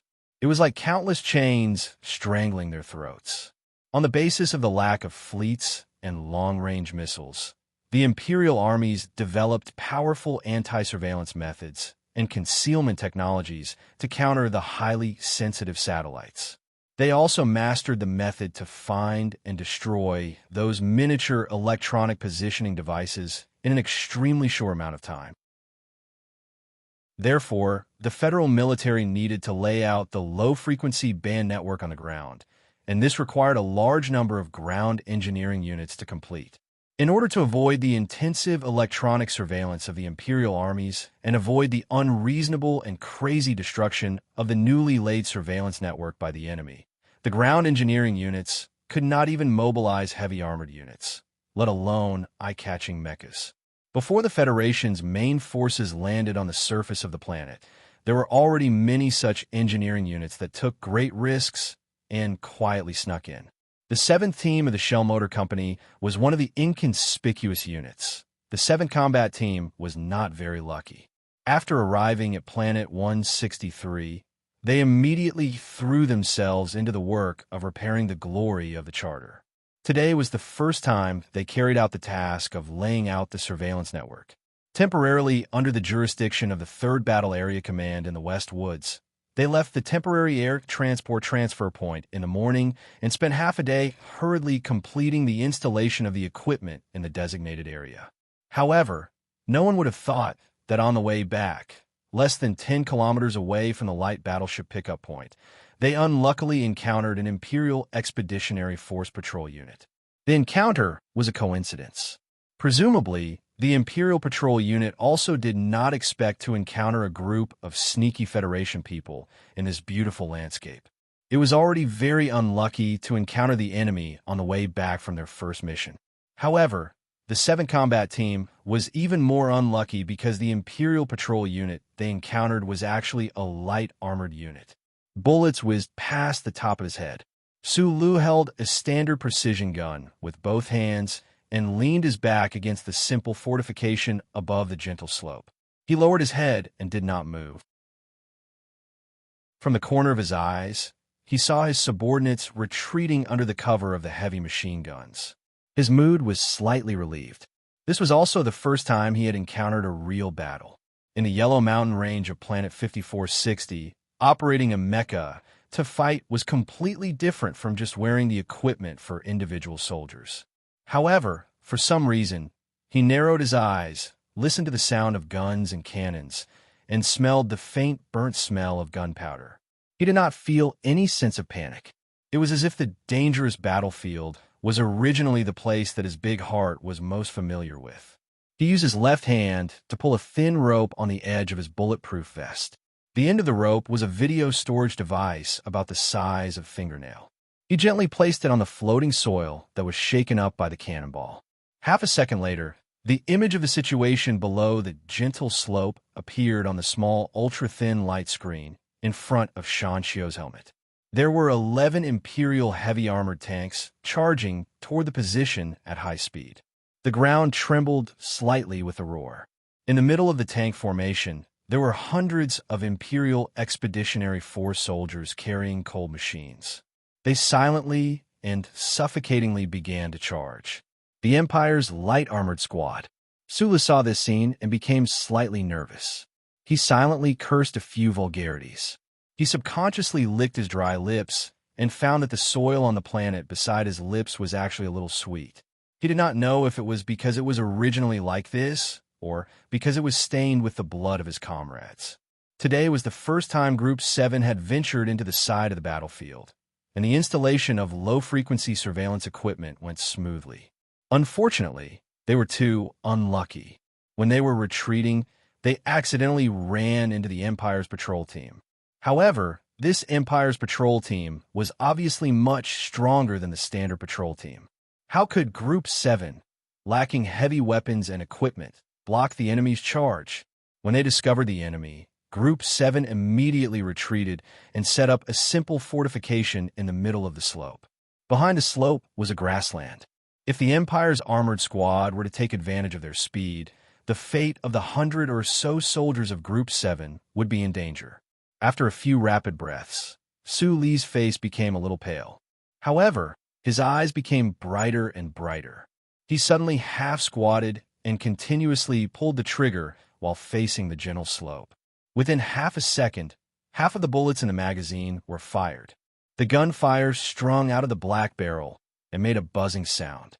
It looked like he was shooting aimlessly, but several Imperial soldiers hiding behind the armored vehicles suddenly had several bullet holes in their bodies and fell heavily to the ground.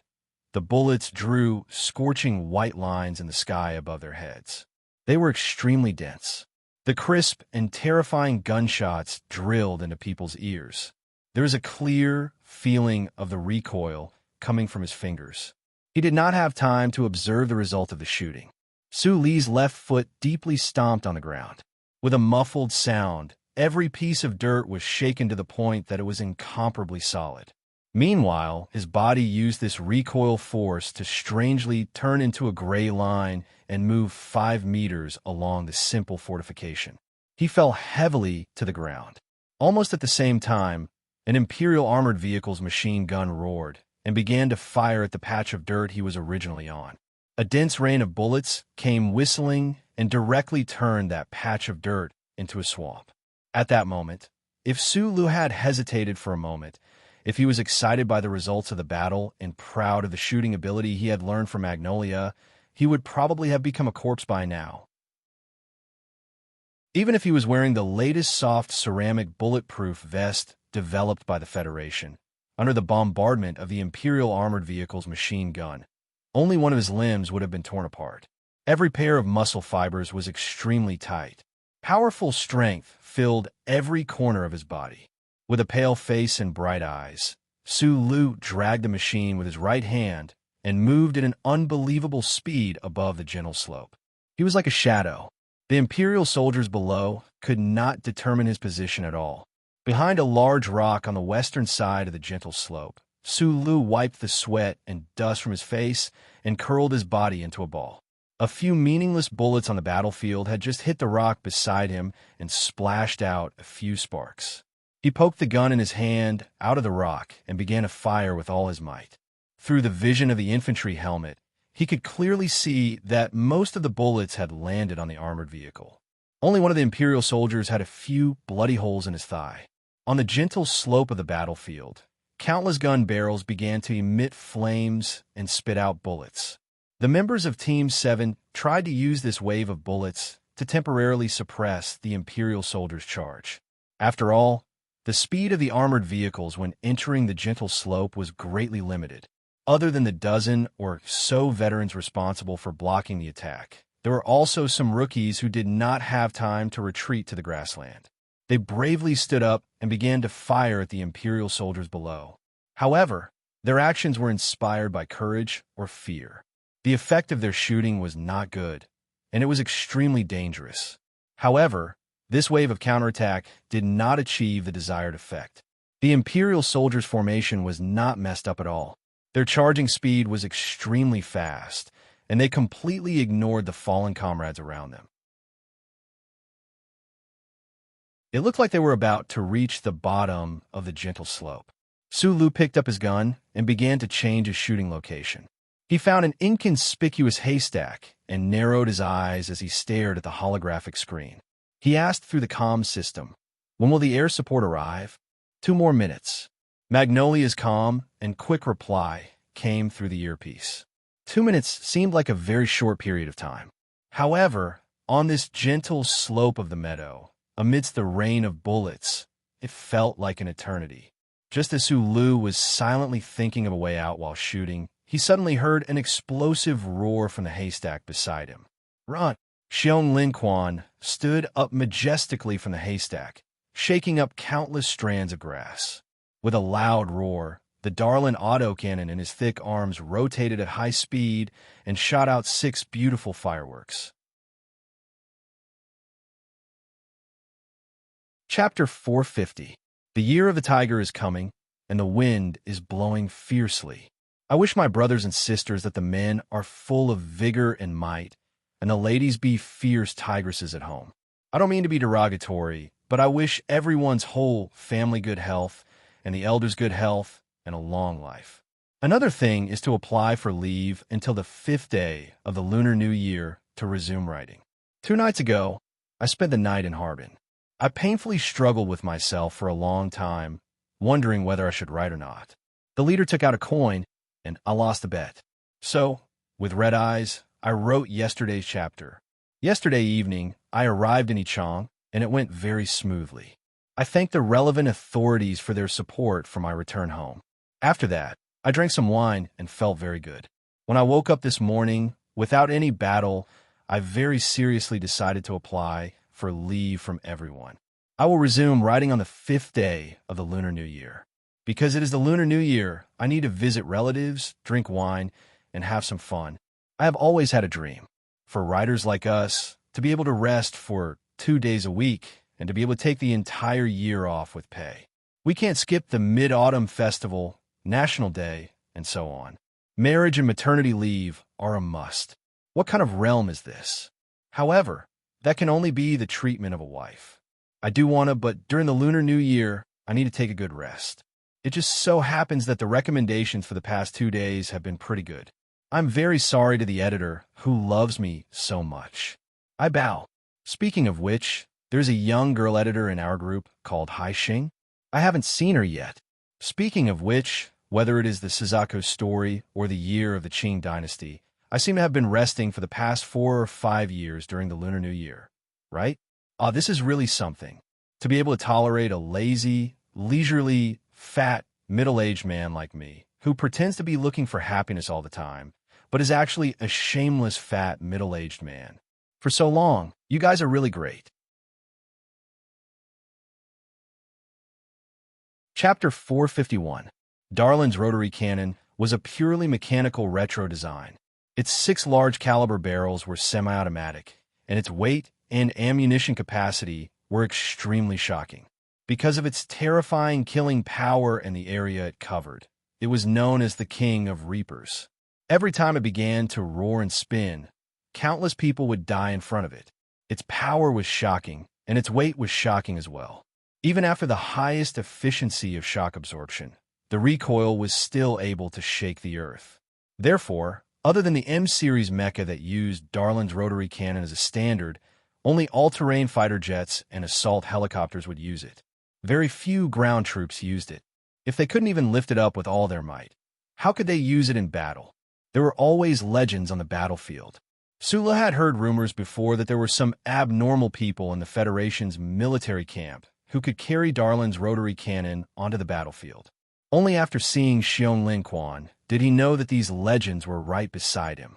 But at this moment, seeing Xiong Linquan holding Darlin's rotary cannon and crazily spitting out fireworks for the first time, he couldn't help but feel a little shaken. The muscles in his arms were tight. When he fully displayed his strength, they were even thicker than a woman's thighs. The heavy and cold Darlin's rotary cannon continued to roar. Xiong Linquan's entire body trembled along with it, causing the ground to tremble as well. Amidst the loud and muffled gunshots, Darlin's rotary cannon's bullet shells were exceptionally delicate compared to the gunshots. They densely packed and rained down on Su Li's body. His face burned with pain, but he didn't follow Xiong Linquan's instructions and immediately change his shooting position. Instead, he roared, "You're fucking crazy." Xiong Linquan was currently standing on top of the slope like a god, but he was also the most obvious target. Su Li's muscles tensed up, and he was prepared to jump up and push him down. But from the corner of his eyes, he was shocked to see that the dense rain of bullets from the rotary cannon in this man's hands had temporarily suppressed the firepower of the entire Empire's armored squad. Muffled noises of guns entering and exiting echoed nonstop. The entire haystack fell apart. Countless sharp, high-speed bullets spurted out of the 6 barrels that were rotating at a high speed and shot down from high above, hitting the armored vehicles, the rocks in the meadow, and the bodies of the soldiers of the Imperium heavily. It was like the line of an axe that was extremely sharp and chopped down from the west. Da-da-da-da. The rocks were shattered into white powder, and the pond was cut into 2 muddy pieces by the shrapnel. The grass and leaves did not shatter, but were directly blown into fine powder. Sparks flew from the Imperium's armored vehicles, and so did the ground. From the haystack to the pond in the distance, there was a terrifying straight line that was so deep that one could see the bones of the planet. In this perfectly straight line, there were more than 10 Imperium soldiers. Their bodies exploded into countless smoke and dust in an instant, followed by blossoms of blood that gushed out. Then, they exploded and collapsed, covering the deep ditch below their bodies with the smell of blood. In the hands of Xiong Linquan's thick arms, the incomparably heavy Darlin rotary autocannon was like an unstoppable axe that could split open the heavens. However, he was still able to valiantly maintain the accuracy of his shots under the immense recoil. This was equivalent to using meticulous brushwork to create a large ink painting of mountains and rivers. How ferocious! Almost at the same time that Xiong Linquan shattered the haystack and unleashed his explosive attack, Bai Yulan's calm voice rang out from the battlefield infantry command system. In a short stream by the pond on the east side of the gentle slope, which had remained abnormally silent throughout the battle, there was no way to discover the existence of people at all. With a whoosh, a shoulder-fired rocket carried a trail of smoke as it blasted towards the Imperium's armored vehicle at the furthest edge. Xiong Linshuan's Dahlin rotary cannons berserk firing in a straight line, instantly suppressing the majority of the Imperium's armored squad's firepower. Those high-speed shrapnel rained down on the armored vehicles like a torrential rain. The crisp sounds of the shrapnel ringing out were actually shocking to the Imperium's soldiers within the armored vehicles to the point where they didn't dare to raise their heads, forgetting to counterattack. Only the few armored vehicles at the furthest east were outside of the attack range. They were currently calibrating their cannons at high speed, and this silent rocket that seemed to have come from nowhere was precisely aimed at them. That rocket accurately and fiercely struck the armored vehicle. But the officers within the Imperium's armored vehicle coldly continued with their operations. This was because they firmly believed that if the Federation's standard rocket couldn't penetrate the armor and strike the vehicle's engine, then there was no way it could deal fatal damage to themselves. However, what shocked most of the people on and around the gentle slope was that not only did that rocket not destroy this armored vehicle, it didn't even explode. It was like a delicate little knife that was stabbed into the deep, fertile plains, nailed into the armored vehicle's outer shell. It was so strangely silent. About 20 meters away from the short stream by the pond, the dust-covered Gu Shifeng narrowed her eyes. Amidst the smoke and dust, she stared at that proud Imperium's armored vehicle. Her fingers quickly jumped and pressed on the electric contact device beside her, as if she was dancing or playing the piano. The electric contact device made a light beep sound. The outer shell of the rocket sizzled. Metal shrapnel flew into the air. One could vaguely make out some type of device that was quickly shaving off the armored vehicle's outer shell like peeling a potato. Immediately afterwards, the rocket's core separated and the second-level engine at the rear reactivated. With a muffled crack sound, it actually drilled a hole into the Imperium's armored vehicle, and then drilled in. Amidst the hail of bullets and the ear-piercing noise, the quagmire seemed to have become quiet for an instant. A muffled noise sounded. The interior of the Imperium's armored vehicle exploded. It was fiercely shaken off the ground, but after just a short distance, it fell down heavily again. It was like a fragile, dark-colored cardboard box, twisted and deformed by the destructive force within. It was incredibly wretched. Countless strands of light pink smoke poured out from the cracks of this armored vehicle. The Imperium soldier inside should have been completely dead. The previously swaggering vehicle could no longer move, and it died on the spot. At this time, Gu Shifeng had already carefully crawled back under the cover of the hail of bullets from his comrades. His entire body was covered in mud, and he had long blended in with the ground beside the quagmire. Only his fingers were still rapidly operating the area's electric control system. The enemy was too sudden, and the time to set up the defense was too short. He had to use infrared methods to detonate the devices his comrades had hurriedly set up. As he crawled, explosions sounded behind him. A cloud of smoke rose up like a cute mushroom. The handsome man crawled in panic, his fingers moving quickly, detonating the anti-infantry mines that those bastards had irresponsibly thrown behind him one after another. For some reason, there was a happy smile on his face. From time to time, there would be the sound of bullets whistling through the air. From time to time, there would be Federation soldiers poking their heads out from the mud of the simple fortifications, coldly and silently firing accurately. Below them, an Imperium soldier would fall to the ground, dead or heavily injured.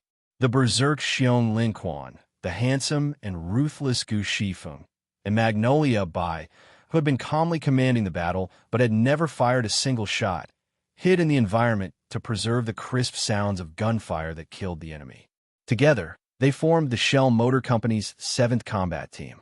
This team, which had almost all of its luster stolen by Supervisor Su Lu, had finally displayed its experienced combat strength in today's battle.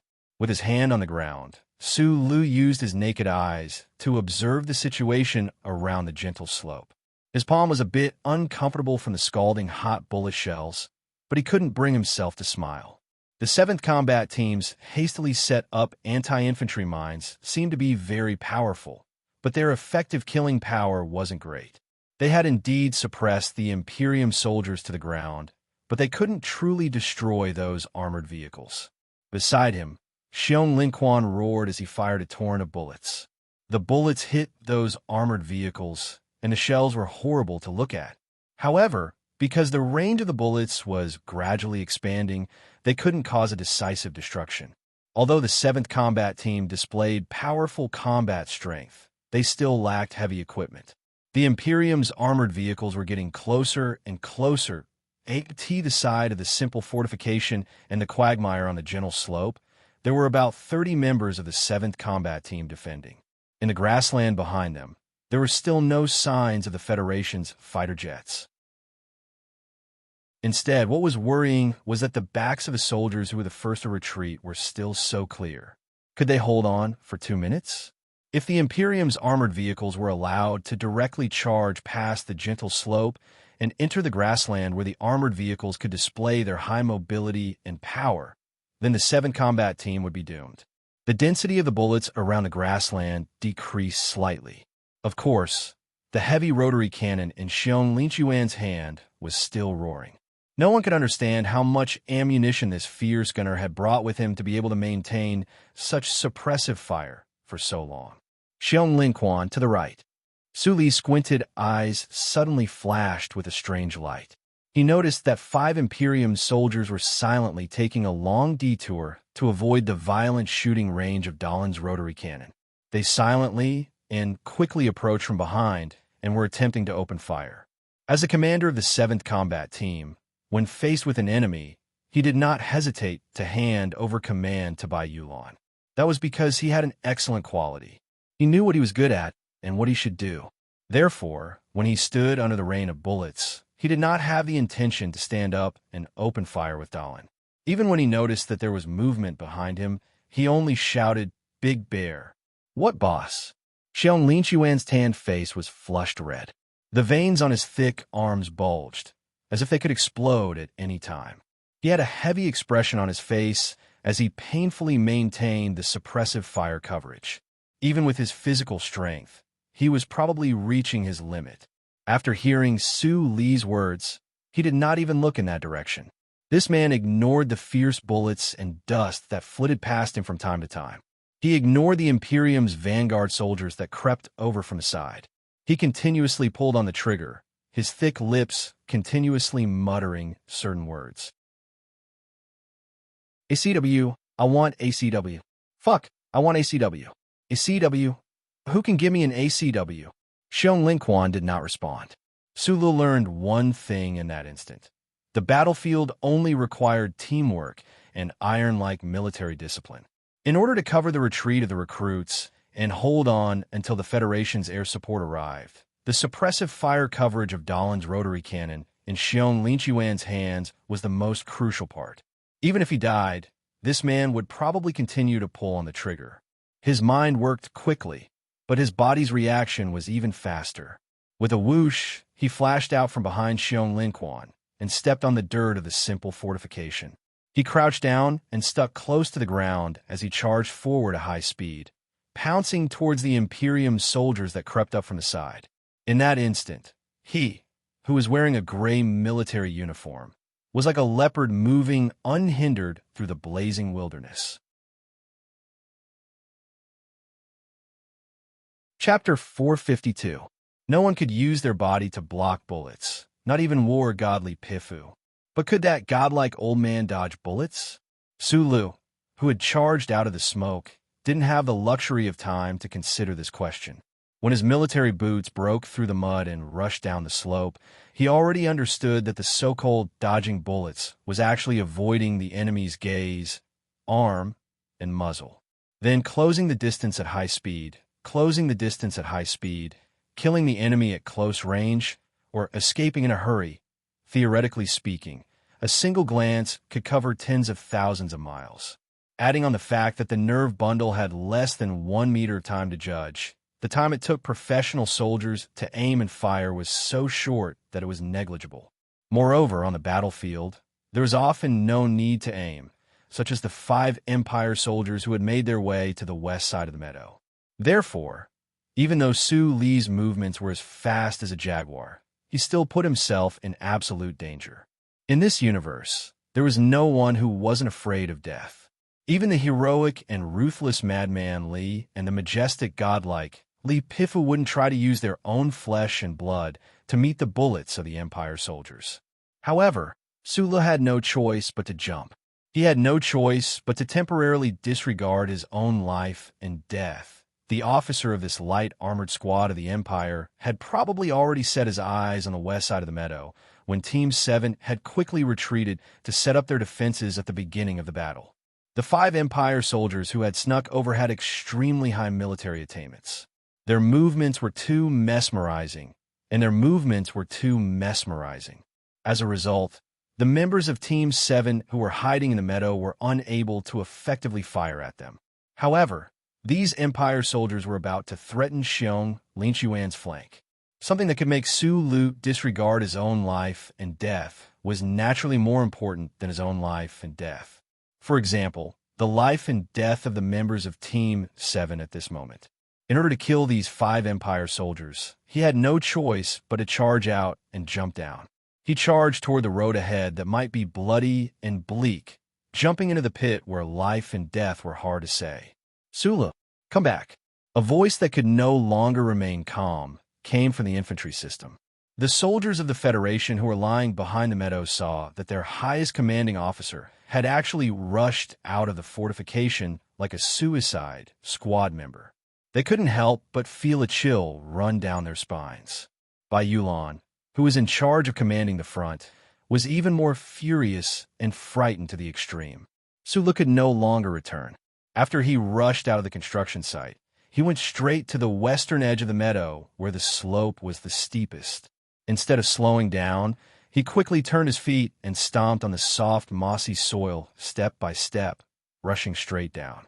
In just half a second, his terrifying speed made his body turn into a gray afterimage. Only by overcoming the human's instinctive fear of gravity could one make such a thunderous attack. One had to be fearless. Swoosh, swoosh, swoosh, swoosh, swoosh. The military boots brushed past the floating soil as if they were lightly touching the surface of the water. However, the heavy force transmitted into the ground, shaking out deep footprints and dust. In an instant, Su Lu rushed straight 30 meters like lightning and arrived in front of the 5 soldiers of the Empire. The 5 soldiers of the Empire saw him jump out of the fortification, and the moment he rushed towards them, they opened fire without hesitation. Bullets rained down, but in the end, they were still a bit too slow. This was because they didn't expect that the Federation officer, who was either brave or stupid, could actually rush so fiercely and so quickly. While he was still in midair, the Qian light rifle in Su Li's hand had already sprayed out countless sparks. He didn't care about optical precision at all. He just swung his right arm wide, like a big knife chopping down, causing the bullets to fall in an arc within 20 meters in front of him. Amidst the dense sound of bullets falling, the shooting of the soldiers of the Empire was suppressed to the point that it was slightly chaotic. One of the soldiers of the Empire was knocked back with a muffled sound. 7 to 8 bullet holes appeared on the thick bulletproof vest on his body, giving off white smoke. Almost at the same time, Su Lu had already rushed in front of this person. The light gray figure of Su Lu was actually not much slower than the bullets. At close range, the pale-faced Su Lu smashed down with his fist, smashing into this soldier of the Empire whose face was full of fear. He smashed into this soldier's roar of despair, smashed into this soldier's finger that was trying to pull the trigger in desperation, smashed into this soldier's hard brow bone, and smashed into this soldier's hard brow bone, smashed into this soldier's body, and smashed into this soldier's body. With a muffled thud, this soldier of the Empire instantly collapsed on the wet ground like a piece of wood. He didn't even twitch. The moment the first soldier of the Empire collapsed, Su Li's narrowed eyes, which were as bright as jade but tinged with a hint of blood red.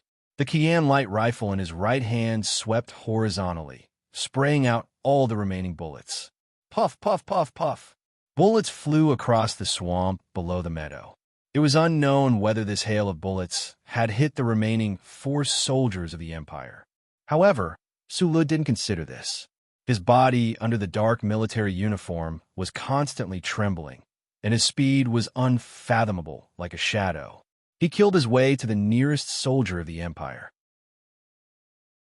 The Kian, which was already out of bullets, let out a crisp sound and knocked away the soldier's gun. The 10 postures that he had painstakingly practiced since he was young turned into an animal's instinct at this moment. He attacked like lightning, and the triangular handle of the Kian light rifle fiercely pierced this soldier's throat. Su Li's legs trembled, and the military pants around his thighs were torn apart at a speed visible to the naked eye. He swept to the other side, and his left hand shot out like a super-strong hydraulic spring arm, supporting the back elbow of the 3rd soldier of the Empire. Ta-ta-ta-ta. The bullets fired by this soldier's machine brushed past Su Li's cheek, and the gunfire soared into the sky above the meadow. The pale-faced Su Lu got close to the other's body, and his knee struck the other's weak lower abdomen. Amidst the cracking sounds, there was no telling how many of the soldier's bones were shattered. He slid to the ground like a broken puppet, but Su Lu grabbed his collar and helped him block a few bullets that were shot from the side. Su Li's left hand took out the V12 pistol from his waist, and with a bang, shot a bloody hole between the 3rd soldier's eyebrows. At the same time, he let out a muffled groan, rolled on the ground, and entangled the 4th soldier like a wisp of smoke and struck him with his elbow. With another bang, this soldier's head and neck were strangely and terrifyingly twisted. His unfocused eyes carried a trace of fear and disbelief, and he died just like that. Charging down the meadow, he smashed one person to death with his fist, cut another person's throat with his machine gun horizontally, shot another person between the eyebrows with his pistol, and killed another person with a back elbow strike. All of this happened in a short second. The crossfire on the meadow continued, and Su Lu had already killed 4 people. His face was mixed with mud and the enemy's blood, and his body was a bit cold. Like a wisp of smoke, like a leopard, he had already pushed his speed to the limit. The bulletproof vest on his body had also suffered several dangerous bullets, but at this moment, for the first time, he felt the cold and the approach of death, because he saw the black hole of a gun and the shocked and murderous face of a soldier from the Empire. The last soldier of the Empire, under such a ridiculous and terrifying battlefield situation, still maintained an absolutely clear head, displaying the valiant military discipline of the Empire. From the moment Su Lu killed his first comrade, he began to pull away from the periphery. At this moment, there was already a distance of 10 meters between Su Lu and the last soldier of the Empire. This was a fatal distance of 10 meters.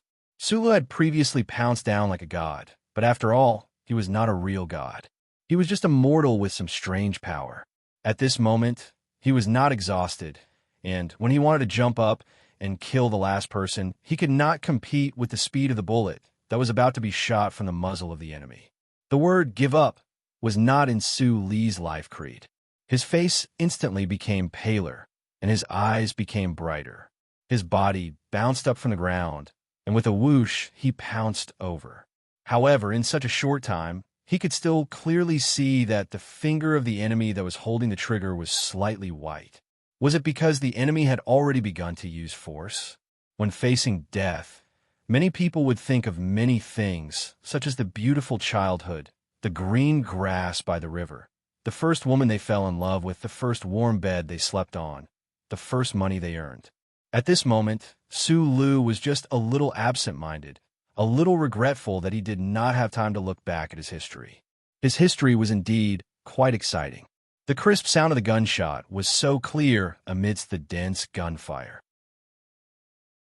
His body suddenly shook and fell to the ground.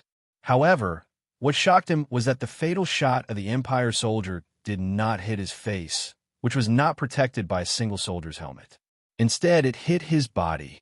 The reason was very simple. The moment the Empire soldier pulled the trigger, 2 bullets were shot from a distance and entered his head one after another.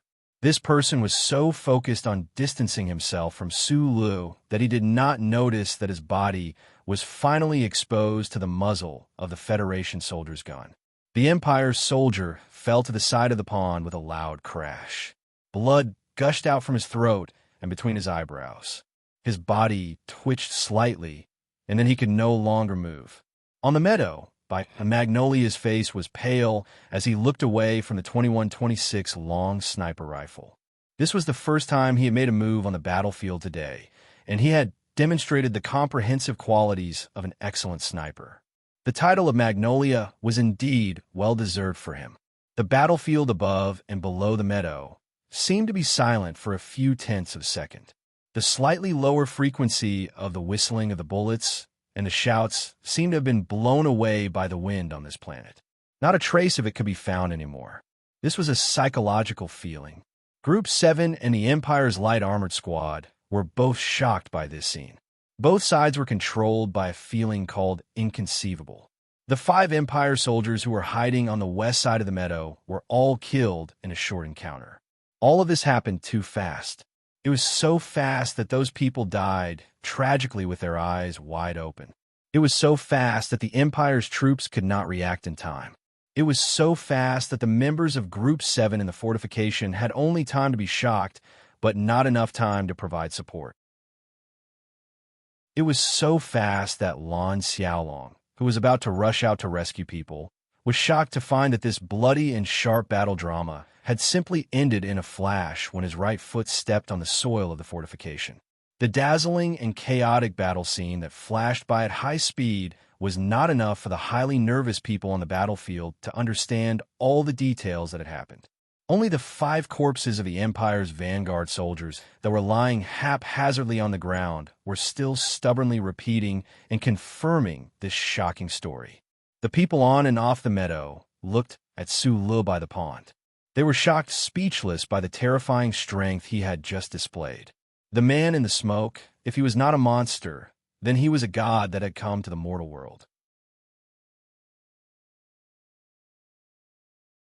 Chapter 453, 27 seconds.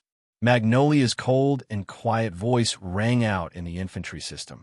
His breathing was not rushed, nor did he feel any excitement. It was as if he had not fired a shot just now. In the most dangerous moment, from a distance of over 100 meters, the 2 shots were so accurate that they killed the enemy in an instant. This voice rang out in the headphones of the 7 teams, both old and new. This meant how long it would take for the Federation's air support to arrive.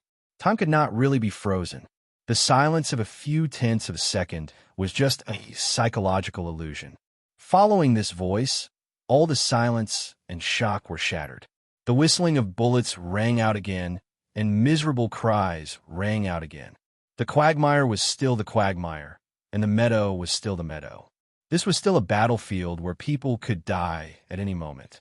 The military officer of the Empire on the armored vehicle looked at the surveillance footage on the screen, his face ashen. His tone was unyielding and angry as he issued orders in the command system. The 5 dead soldiers of the Empire were his personal guards. The original plan was to sneak over and get rid of the burly man from the Federation who was carrying the Darren rotary cannon. In the end, no one expected that they would die just like that. The Imperial officer's angry voice directly rang out of the armored vehicle and into the ears of the 7 teams above the meadow. However, many people, including Su Lu, did not understand the Imperial language. They could only feel the anger of the Imperial people. Moreover, they could also see the 3 Imperial armored vehicles, under the dense rain of bullets and anti-infantry smoke, forcefully turned to the west side of the meadow. It seemed that the Imperial people, in their madness, were prepared to use 1/3 of their powerful firepower to overturn the thin western defensive line that only had Xiong Linquan and Su Lu. Hearing the heavy metal components and the sound of tracks tearing the ground, Su Lu, who had just escaped with his life, immediately became even paler. "Boss, run!" Xiong Linquan's panicked roar came from the meadow behind him. The Darren rotary autocannon in the hands of this burly man had already used up all of its bullets. His determination to retreat was not any weaker than his previous bravery. Looking down at the Empire's armored vehicles that were turning around to shoot, he shamelessly and resolutely transformed into a streak of gray light. He completely ignored Su Lu, who was in front of the camp, and madly ran away like a bolt of lightning towards the distance. A chill rushed into Su Li's mind from the back of his waist, like thousands of needles pricking his scalp. After a moment of shock, he sprinted towards a meadow. Multiple explosions rang out in front of and behind him, and the boiling soil was tossed into the air. Panting heavily, Su Lu subconsciously made tactical evasive movements, evading the crazy firepower of the Empire soldiers behind him. Looking at Xiong Linquan fleeing like a fat rabbit, he could not bring himself to laugh at all. He could only think that this bastard actually dared to run before him. The high-speed bullets whizzed past behind him, and the soft ceramic bulletproof vest on his body had countless wounds. Su Lu felt as if all the bones in his body had been broken, but he couldn't help but thank God for giving him the strong vitality and luck of a crustacean. Even with so many bullets, not a single one had hit his head. Flipping over the meadow, he ran to his heart's content. In just an instant, he had caught up to Xiong Linquan, who was already in an extremely sorry state. Xiong Linquan had used the Darlin rotary cannon to suppress the Empire's firepower for dozens of seconds.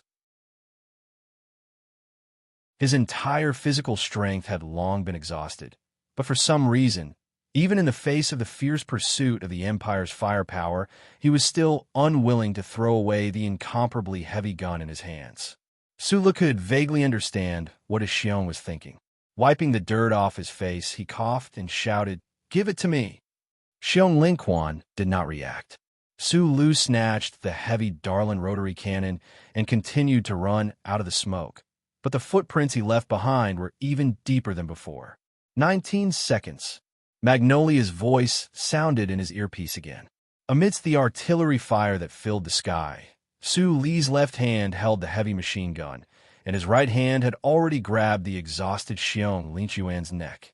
Every pair of muscle fibers in his body were grinding and squeezing to the most unbearable point. From time to time, the dirt around him would be lifted up, and bullets would sink into the ground. But for some reason, he could not hear the roars and gunfire of the Empire's people.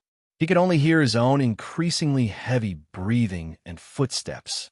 10, 9, he never knew that running could be such a painful thing, especially when every step could lead to death. This kind of torture really made people feel endless fear and despair. 7, 6, how long would it take for the air support to arrive? Would he and the people in Group 7 be able to hold on until that moment? Why did dozens of seconds, even dozens of seconds, seem so slow? Why was Magnolia still able to be so calm at this time and count down so softly like it was the New Year's Eve?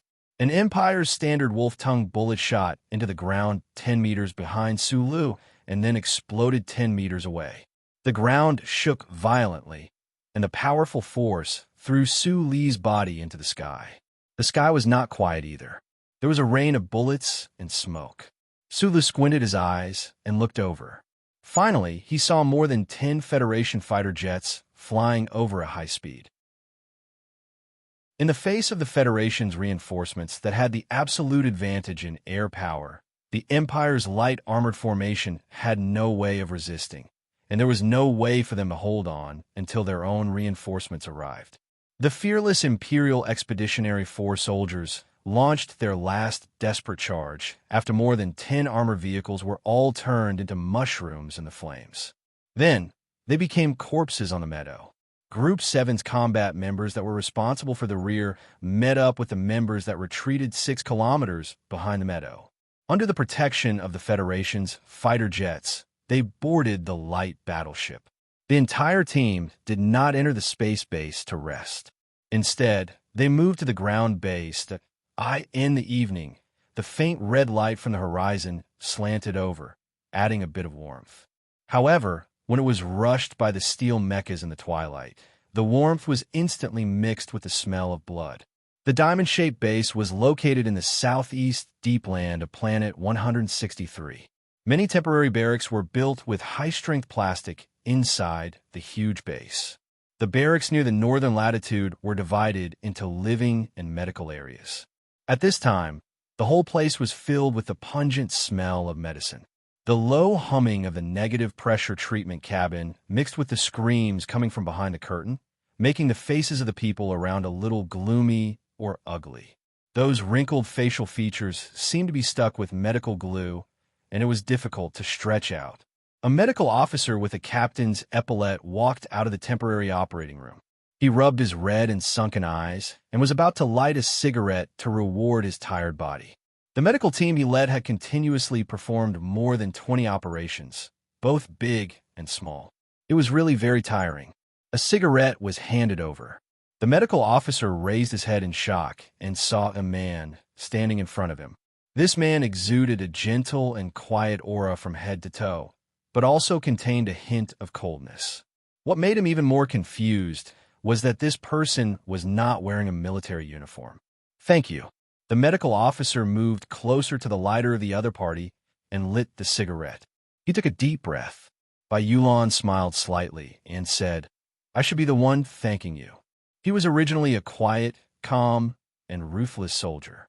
Whether it was in front of his former commanding officer or the manager of his company, he had never been so pleasant. However, as a veteran, he knew very well what it meant to be a medical officer on the battlefield. In a sense, the life and death of every soldier was in the hands of these comrades. Group 7 had their own medical officer, Monkey. Many of the veteran members, including Bayulan, were also proficient in battlefield first aid. However, if they really wanted to treat serious injuries, they really needed these medical officers. Moreover, looking at the tired expression of this medical officer, it was obvious how hard it was for them. Bayulan's thank you was very sincere. "The troop on Meadow today was yours." The medical officer held the cigarette in his mouth and looked at Bayulan with interest. He said, "You guys are really unlucky. The military district scattered more than 30 teams on 163 to carry out the mission of the Bureau of Proclamation. Your team has the largest number of people, but your luck is so bad that you encountered the light armored formation of the Imperial people. It's not my team, it's my boss team. It's the guy you just treated." Bayulan explained in a soft voice, and then said with a bitter smile, "This is our first mission, and we are so unlucky. I can't explain it." The medical officer took the cigarette and patted Bayulan's shoulder casually. The blood on his thin gloves naturally stained them. He said, "Don't worry about these guys. Your bad luck ends on the battlefield." In such a terrible battle, no one died. However, there may be a few who need to be amputated. Whether it was the blood on his shoulder or the good or bad news, Bayulan didn't frown. He just nodded. The medical officer admired his reaction. After a moment of silence, he sighed and said, "With your equipment, it's not easy to hold off the Imperial people for so long. I heard that even the commanding officer of the base was shocked and cursed for a long time. Speaking of which team are you from?" "Whitewater Team 7, Bayulan answered concisely. "Whitewater people only smoke Blue Box 37. I always thought you guys were rich." The medical officer looked at the filter of the cigarette and said with a smile. Suddenly, his expression changed slightly. He looked at Bayulan and said, "Whitewater Team 7, weren't you disbanded? I remember, you guys regrouped. So you guys are the legendary Team 7. No wonder you are so fierce." The medical officer slapped his head and said in shock, "So, the guy lying on the operating table with small eyes, is that guy?" Bayulan nodded. The medical officer's eyes lit up. He threw away the cigarette butt and walked behind the curtain. "What's wrong?" Bayulan was shocked. The medical officer said, embarrassedly, "Bluegrass anesthesia is too expensive and we don't have enough of it. So, I didn't use it before. He's probably in a lot of pain. I'm going to give him a shot and let him sleep. Ask him to give me an autograph while I'm at it." The medical officer said excitedly, "I'm going to say that I saved Jian Shi'er's boyfriend. How proud would that be?" Chapter 454. 2 hours later, the small-eyed man on the hospital bed, the man who had been shoved into the legend because of his scandal with the nation's girl, Lieutenant Colonel Sulu, finally woke up. In the dark of the night, on the lonely hospital bed, he opened his eyes. At first, he was confused, but after a moment of clarity, his eyes were as bright as yesterday. He looked down and found that his body was not missing any parts because of the last explosion. The stone in his heart fell to the ground with a thump. Therefore, he rejoiced and smiled happily. His neat teeth and bright smile were still clean and white, without a trace of the negative color of life and death on the battlefield. Rubbing his slightly swollen eyebrows, Sulu looked at his watch to confirm the time. He began to observe his surroundings. He found himself in a messy medical room. It was quiet and no one came. The number of needles on the white prescription beside the hospital bed fell into his eyes. He could not help but be slightly stunned. Bluegrass anesthetic was a new type of anesthetic developed by the 11th Research Institute of the Federal Academy of Science in the 61st year of the constitutional era. Its effect was amazing, and it was safe and reliable. It could be added to all the beautiful television shopping terms. However, just like the fact that the federal military only developed 3 ACWs proved that too perfect a thing would naturally be too expensive. They actually used so much. Sulu could not help but scratch his head. He wondered how generous the federal military was to the wounded. At the same time, he felt a bit of heartache. Then, he vaguely remembered that after returning to the camp, before the clear pain on the operating table turned into confusion, there seemed to be a medical officer who asked him to sign some form. Could it be a notice of critical illness? His injury was much more serious than he felt. Your injury is not serious. Bayulon pushed open the door and walked in. In her hand was a Red West Woods serpent fruit. The water droplets on the fruit were clear. She passed the serpent fruit to Sulu on the bed. She lowered her head and said softly, "When the last wolf tongue exploded, fortunately, your nerve reaction speed was faster than others. You threw to Xiong and a Lin far away and jumped up yourself, but you were still injured. The bulletproof boots were completely destroyed, and the muscles in your calf were torn." Sulu took the serpent fruit and took a bite. He said, "Then I should be fine soon. How is the situation in the group?" In the words of the medical team, this time, Group 7's luck was so good that it defied the natural order. Many were injured, but not a single one was sacrificed. Su Li's fingers that were holding the serpent fruit were slightly startled, and he silently smiled. Immediately, he felt that today's white magnolia seemed to be a little different from usual. Although she was as gentle as usual, there was always a trace of autumn dryness in her tone. He did not understand why, but he was too lazy to think about it. He closed his eyes tiredly and began to review the course of this sudden battle. He thought about the calmness and tacit cooperation displayed by the veterans of Group 7 above the meadow. He thought about Xiong Linchuan's splitting of the gun and Gu Shifeng's terrifyingly accurate electric control methods. He could not help but sigh. After today, I finally understand that the Group 7 you brought up is indeed very fierce. No wonder the government had all those secret jobs that could not see the light of day and let you guys do them. Bai Yulan was silent. She was silent again and again. Finally, she broke the silence and said to Su Lu in an extremely serious tone, "I don't want what happened on the battlefield today to happen again. Is this an order?"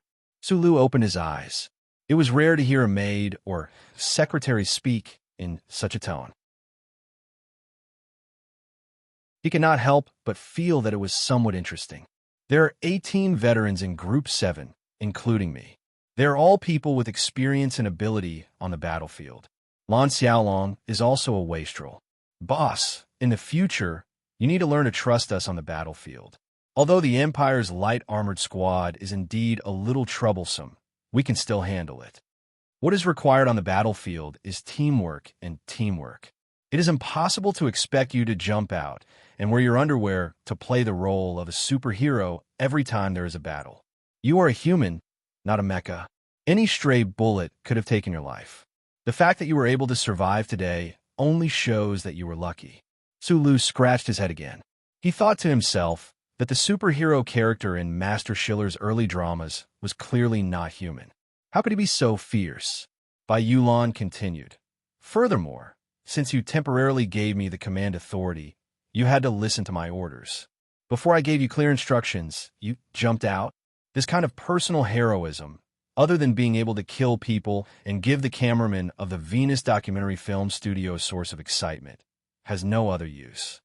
Sulu was silent for a moment. Then he smiled and said, "But in fact, you and I both know that in the situation at that time, there was no other way except for me to jump out. You and I know that you will never be able to order me to jump out. So, I had to jump out myself." Bai Yulan was silent again. She used her fingers to tidy up the fluttering hair on her forehead. "I know myself very well. I'm only suitable to be a small soldier." Sula looked at her and said seriously, "Group 7 has more than 100 people. If I want more people to return alive, I can only trust your command, but you must also treat me as an ordinary soldier and command me." Bai Yulan shook her head and said with an unquestionable tone, "No. You will be a teacher, a general, or even a marshal in the future. You must learn to command on the battlefield and have the courage to do so." Sula knew what to say. He silently placed the serpent fruit on the bedside table. Commanding on the battlefield may be an art, but in many specific combat situations, commanding was the art of killing. Not only did one have to kill the enemy, but they also had to kill one's own people and let one's subordinates carry out certain death missions. And this was a mentality that he could understand, but it was difficult for him to achieve. The base, which had been silent for a long time, suddenly erupted with loud cheers. Sula looked at Bai Yulan with a puzzled expression. Bai Yulan took out a red serpent fruit from somewhere and wiped it with a snow-white handkerchief. She softly explained, "Just now, everyone in the base was watching the live broadcast of the battle on the Federation's news channel." "Where is it from?" Sulu asked. 5460, Bai Yulan said. 2 hours ago, 5 mechanists began to attack Glacier Stronghold in the Northern Hemisphere. Judging from the cheers, they probably made a decisive breakthrough." Then, she added in a serious tone, "The main vanguard is Du Shaoqing's Iron 7th Division." Sulu opened his mouth slightly and sighed in disbelief. They even dare to broadcast a military operation live? Those big shots in the Department of Defense are too confident in Du Shaoqing. Do they really think that this person will never lose? In fact, the Iron 7th Division has already fought 6 tough battles and won all of them, Bai Yulan replied. Sulu was silent. He thought of the conversation with Bai Yulan and the so-called art of commanding. He naturally thought of Commander Du Shaoqing, who always wore sunglasses and dared to treat the lives of soldiers as numbers. However, the soldiers under this person were also willing to do those boring numbers for him. This was the terrifying part about him. Many people in the army knew about the rumors of Zhong Laohu suppressing Du Shaoqing. Not long after the war with the dynasty started, 2 generals from the Westwood's military were severely punished by the Department of Defense for not being able to reinforce the Iron 7th Division in time. This only added to the authenticity of the rumors. Most of the Federation's main forces attacking the 3 fallen planets were from the Westwood's military. More than 80% of the soldiers in the rhombus-shaped base on planet 163 were from the Westwoods. Naturally, they did not have a good impression of Du Shaoqing and his Iron 7th Division. However, they were all soldiers of the Federation after all. Watching the live broadcast of the first military operation in history, watching the inexplicably exciting battle scenes, watching their compatriots crush the defense line the dynasty had set up in the dangerous glaciers inch by inch, they still cheered for each other from the bottom of their hearts. The light screen gradually turned dark. The soldiers of the Federation discussed excitedly before they returned to their own barracks and began to prepare for the battle that might come tomorrow morning, or perhaps later at night. Outside the barracks in the southwest corner, the 100 old soldiers from the 7th Division found it difficult to immerse themselves in such a crude and simple emotional reaction. They looked ahead with complicated gazes at the veterans who were talking and laughing, and subconsciously looked at their wounded troops and the boxes of biological materials wrapped in them. Their mood was low, but there was also an inexplicable change. These precious young masters from the Capital Ring, on their first mission and first battlefield, encountered the rumored ferocious people of the Imperium and encountered a sudden battle. In fact, many people, including the bodybuilders, were so scared that they could not even eat dinner. Although these old soldiers were not scared to the point of peeing their pants, there were countless people like sheeping who could not tell north from south in the smoke. "Well done." Xiong Lin Quan, whose voice was loud and clear, walked back with his cane and slapped the back of a recruit's head hard. He laughed and said, "You actually dared to stay at that time. You have guts." When he escaped in the end, he was already on the verge of collapse, and he was caught by Su Luo.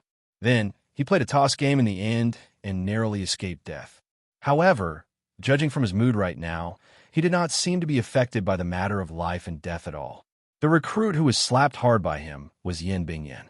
When they retreated on the meadow today, he bravely stayed and formed the last line of defense with the veterans of the 7th Division. Although he did not kill a single person of the Imperium, the feeling filled his heart with a solid aftertaste. Now that he was slapped hard by Xiong Lin Quan, he was a little confused. When he heard the other party's praise, he could only chuckle. Along the row of barracks, Xiong Lin Quan slapped one head after another.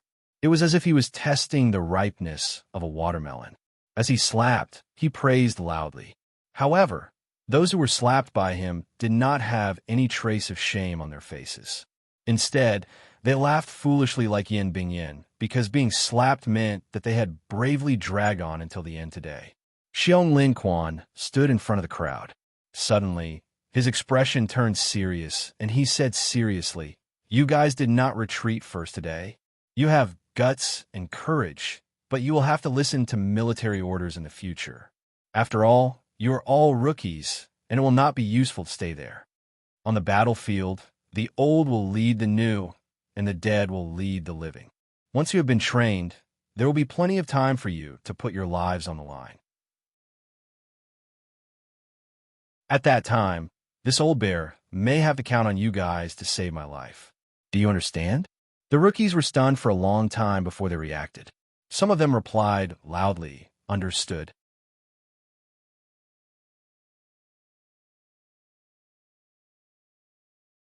Chapter 455. Not everyone was in the mood to respond to Xiong Lin Quan's boorish attitude. Shi Peng, Song Xiang, and a few other important people's young masters sat in the shadows in the corner. They avoided the strange moon above their heads and silently watched everything. Occasionally, they would lower their eyes. Shi Peng's face was a bit haggard and pale. Today, he was almost killed by the people of the Empire in the meadow. It was all thanks to Su Li's slap that he fell to the ground that he luckily escaped with his life. Right now, when he recalled the dangerous scene, his body was still cold. He used his fingers to rub off the dried mud on his face. He lowered his head and spat out a mouthful of saliva. "Give me a cigarette." Song Xiang was slightly surprised. He turned around and went into the room. He took out a few boxes of cigarettes wrapped in pure white paper. After tearing them open, he gave one to Shi Peng. He held one in his mouth and threw the remaining boxes to his companions beside him. Smoke curled up in the night. A few red dots of light flickered in and out. Other than the occasional unaccustomed coughing, there was no other sound. No matter if they were born with a golden spoon in their mouth, a silver coin in their hand, or soil in their hands, as long as they entered the frontline battlefield and saw the real life and death around them, the young soldiers would begin to smoke, even if they were once staunch supporters of the Quit Smoking campaign. This was a cigarette specially provided by the Logistics Department of the Ministry of National Defense. There was no symbol on the white cigarette box or the cigarette itself. The specially provided cigarette contained mellowness within the spiciness. It was not bad. However, Shi Peng and the other young masters would never smoke something of this level before. However, today, for some reason, as they coughed and inhaled fiercely, they felt that this kind of spicy knife-like taste was really good. Shi Peng grabbed the butt and lit a second cigarette. It was not until his lungs were a bit sore from the smoke that he finally shook off the fear of the day. He furrowed his brows slightly. He looked at the room in the distance that was covered by the light but filled with the thick smell of tobacco. He thought of the slap he received in the meadow and thought of Lieutenant Colonel Su, who was about the same age as him. No matter what this guy was thinking, he at least fulfilled the promise he made before the battle. He was the last one to leave. 5 days later, the night before the 7th Combat Team's second mission was still as silent and peaceful as the previous few nights. It was like a quiet night in a mountain village. One could faintly hear the sound of running water in the distance. Unfortunately, there were no golden wild rice fields around the base. On the training ground in front of the barracks, dozens of soldiers were working hard to learn how to operate some special precision tools and firearms. According to the arrangement in the manual, they were divided into several groups. Some groups held heavy manual air pressure valves and worked hard to dig into the ground.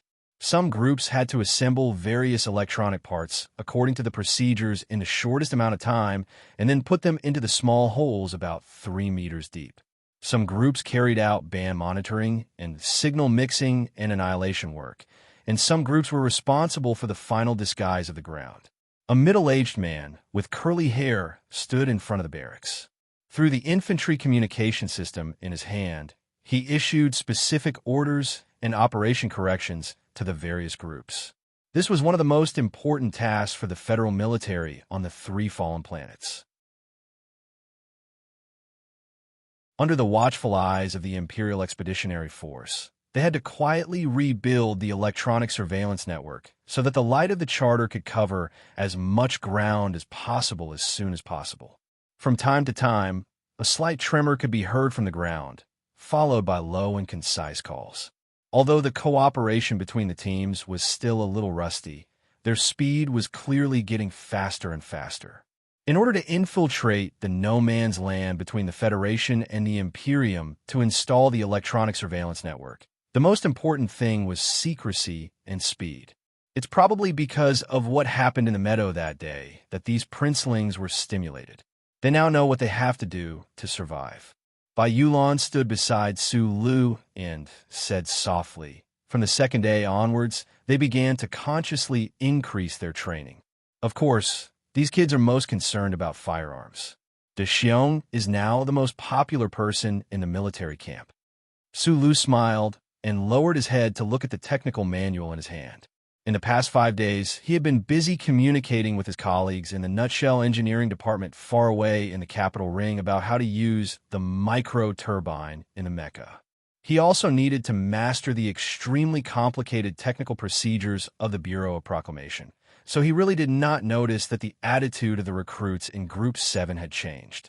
After putting away the technical manual, he glanced at the middle-aged official in front of the team. This person was a technical official specially assigned by the Bureau of Proclamation. He was in charge of guiding the installation and debugging of the charter network. Group 7 wanted to complete their mission, so they had to ensure this person's arrangement. Last time, when they retreated from the meadow, Bai Yulan also did not hesitate to arrange for this Bureau of Proclamation official to leave first. Seeing this silent Bureau of Proclamation official, he naturally thought of the mysterious Bureau of Proclamation and the Federal Central Computer under the Bureau of Proclamation. The Federation had made a great decision to reinstall the surveillance network. The Bureau of Proclamation had invested a lot of manpower and resources. Just on Planet 163 alone, there were many teams like Group 7 that were risking their lives to do this work. Once the various node areas were connected into a network, the glory of the Charter would return to the border planets, and the end of the Imperial Expeditionary Force would come. For Sulu personally, this matter had another important meaning, and that was that he could once again maintain contact with the old man with a mechanical mind and a human face. Thinking of this, he said to the existence in his mind, "Tomorrow, I have to help you reattach your severed limb. How do you feel?" A line of white words appeared in his left eye from the central computer. The Bureau of Proclamation's terminology is planting mushrooms. Sulu almost laughed out loud. Tomorrow's mission will depart at 6 in the evening and will probably return in the wee hours of the morning. Let's move forward at night. The mid-range missiles that pose the greatest threat to the Imperium probably won't appear. It's just that our network is seriously damaged right now, so we can only rely on the shortwave GPS in our hands to locate the target area. Bai Yulan saw that his silent expression was a little strange. Thinking that he was worried about the mission tomorrow, she explained a few words. "Too bad we can't use mechas." Sulu came back to his senses and shook his head. "We can't let the Empire discover any traces, so we can't bring any heavy equipment. Our small groups are like little girls planting mushrooms in the dark. How long will it take to fill this planet with mushrooms? Bai Yulan looked at him with a strange expression. Looking at Su Li's serious expression, she confirmed that he really did not know about the famous erotic joke, so she could only lower her head. Although those extremely expensive drugs were approved by the medical officer in exchange for my signature, I still find it very strange. The equipment and supplies of this remote rhombus-shaped base seem to be much better than expected. Su Lu turned his head to look at Bai Yulan and said, "Also, the air support on the meadow that day. Don't you think it was a little strange?" "It was indeed strange," Bai Yulan replied succinctly. The fighter's support that day came very timely. It even felt like it was a little too timely. Those all-terrain fighter jets seemed to be wandering in the stratosphere, not caring about wasting energy at all. They were just waiting for us to cause trouble.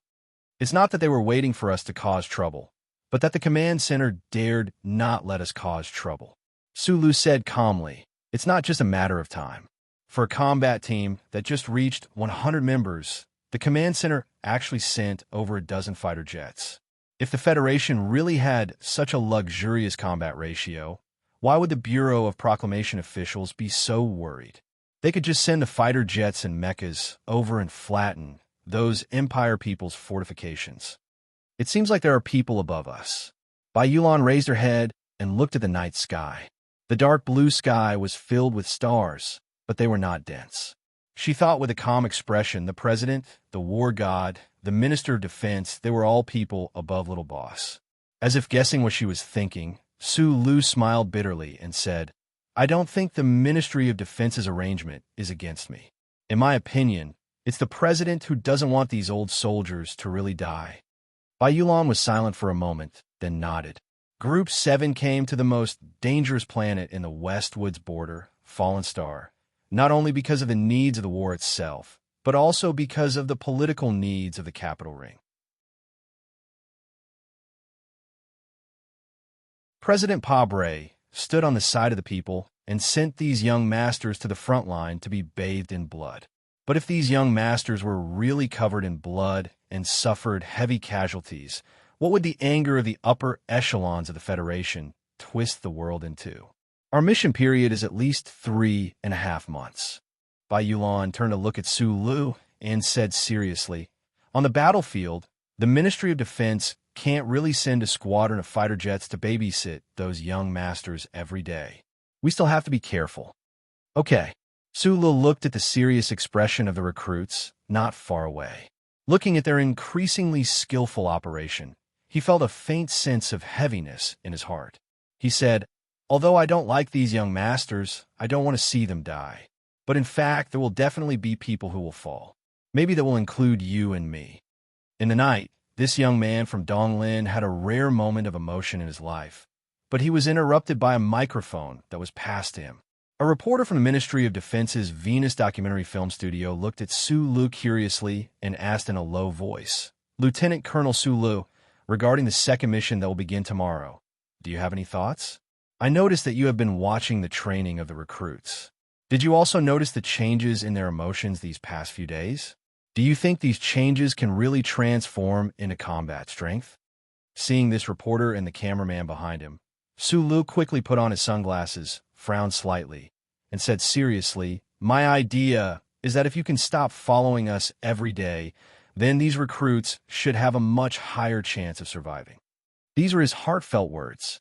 Under the strict orders of the Ministry of Defense, Group 7 could not get rid of this extremely simplified cameraman. During the battle, they still had to take care of these two non-combatants, which really made him and the veterans of Group 7 extremely unhappy. Also, don't forget the three-party agreement between Nutshell Headquarters, Venus Documentary Film Studio, and the Federation News Channel. Su Lu pushed the camera lens to the side and said, "Without my permission, no footage can be broadcast. I can understand this, but I don't understand why you refused the news channel's request for a live broadcast." This military reporter was very clear about the influence of the young lieutenant colonel in front of him, but he still did not understand why he refused such an excellent opportunity. Su Lu did not answer this question. He turned around and left.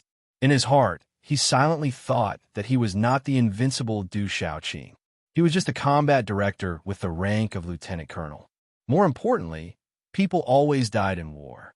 It should not be filmed into something like a TV series for people to watch, get excited, scream, or grieve.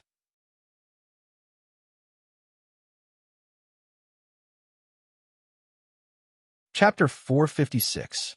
My name is Xiao Shizenlu. I'm 24 years old from Maine. My father is a worker at the Federation's three-dimensional irrigation farm. My mother? She stays at home all year round on government subsidies. I also have a younger sister who is in high school this year. Why is he called that? Because when my mother gave birth to me in the hospital, my father was watering the 13th floor of the farm, controlling the speed of the water droplets. I forgot to mention that this is the only job he has ever done in his life. He has spent most of his life on the 13th floor of the farm. On the TV screen, a young man with a dark complexion was talking to the camera. There was a hint of panic in his calm eyes. His skin was rough due to the torment of the strong winds and rays on planet Shalene. Coupled with the crumpled cigarette between his dry lips and the light infantry uniform on his body, it fully displayed the image of a simple frontline soldier. You don't know how many floors there are in the irrigation farm? The soldier looked at the camera in surprise and scratched his head in confusion. He then laughed and said, "It's normal that you city people don't know about this." A voice outside the camera asked, "What do you want to say to the government or the Senate about your mother's situation of being unemployed for many years?" Xiao Shizenlu simply shook his head and said to the camera, "The government provides subsidies. Besides, I've been receiving quite a lot of subsidies over the years. My family's life is not a problem. My best weapon is the 21-26 long-range sniper rifle, but there are at least 3 people in our group who use it better than me. Lao Bai de Xiong, Lieutenant Colonel Su Lo. I've never seen him use a sniper rifle, but I heard that it's awesome. I saw him play with the Qian light machine in battle. He must be awesome with a sniper rifle as well." There was no such thing as awesome in the Federation. The word awesome was automatically muted by the news channel. The mission is indeed a bit tiring. We've been on this crappy planet for more than a month and have only fought 1.5 battles. It's really boring, Xiao Shizenlu said seriously. Of course, we all know that once we encounter the enemy of the Empire, if we are not well prepared, it will really be fatal. The camera was slightly tilted up at his dusty and tired face. Behind him was a messy bush. From the angle of the camera, the person holding the camera should be lying on the ground. This might be a break in the battle. You know that our mission is top secret. Then why ask? Is there a problem? I finally understand why Boss and Lao Bai hate you guys so much. After a period of self-expression, 13th floor gradually got used to the feeling of facing the camera. The 7 groups of ruffians that were previously hidden by his simple and honest appearance finally revealed a little. All right. He waved his hand angrily at the camera and said, "I knew I had to answer. Beep, beep, beep. If I had known, I wouldn't have made that bet last night. Lu Jiao and those bastards insisted that I accept your interview. Yes, I've been in the army for many years. I am a veteran. What do you think of these new recruits? I have no opinion. That's right, this brat is now in the same dorm as me. You're asking me about my relationship with him?" 13th Wang glanced to the left of the camera and smiled mockingly. These new recruits are much stronger than before. What I like the most about this kid is that he loves to bathe too much. He is clearly a man, yet he makes himself smell good all day. The camera shifted to the left, and a young man's face that was distorted due to anger entered the camera. After seeing the camera, the young man panicked and quickly said, "Don't film me, don't film me." The camera didn't move away. Unable to win against the persistence of the camera, the young man had no choice. After a moment of silence, he angrily explained, "I only bathe once every 3 days. The frequency has decreased a lot. I don't understand why these old soldiers don't care about personal hygiene. What I care about is being alive." 13th floor's disdainful voice came from outside the camera. "My name is Da Vinci." The new recruit was silent for a moment. A slight smile rose to his face. I am 22 years old this year. Yes, my father is the governor of Xixia State, de Chengren. I am now in the same dorm as the guy you just interviewed. Why did you choose this name? After Mother stopped performing at Xixia Theater, she fell in love with painting. On the day she gave birth to me, my father happened to be working at an excavation site before the catastrophe. Yes, it was the discovery that shocked the Federation 20 years ago. My father saw the archaeologists take out a pile of chains and watermelon knives with Da Vinci's name on them from the basement. Just wait. Junk. So he decided to name me Da Vinci. Da Vinci said with some sadness. Afterwards, it was proven that this was just another prank by Master Schiller. The voice outside the camera laughed and said, "But this in itself is very valuable." Da Vinci chuckled and took a cigarette from 13th floor's hand. He lit it and said, "Yes. After being on the front lines for more than a month, do you feel any different?" The voice outside the camera asked. Da Vinci seriously thought for a long time. He took a deep drag on the cigarette and said, "The freedom and peace of the Federation require blood and sacrifice. This isn't a cliché, it's a real feeling." What do you think of these old soldiers? Well, they taught us a lot, not just combat skills. The governor's son shrugged. And to be honest, without them, we might have died very easily. The weapon I'm best at? That must be DI, he said excitedly. However, it was a pity that this young master had spent countless nights mastering the manual air pressure valve. Because of the need to keep it a secret, he was forced to end up in the same pitiful state as the old soldier beside him. I can't accept that 13th floor doesn't wash his feet. His feet are very smelly. The sterile socks issued by the Ministry of Defense can't remove the smell. Da Vinci said seriously. Then he extended a fist outside the camera and hit him hard on the forehead. He rubbed his forehead, looked at the camera, and laughed. And 13th floor has a life dream that makes people want to vomit. As he said this, he forcefully pulled 13th floor's hand away from his mouth and said loudly, "He wants to be a general, but he doesn't even look at himself." The camera turned to 13th floor again. The soldier's face, which was red with anger, immediately became very serious. He said to the person behind the camera, "You also think that the son of a farmer can't be a general?" There was no answer. DI. Isn't President Pabre the son of a miner in Donglin?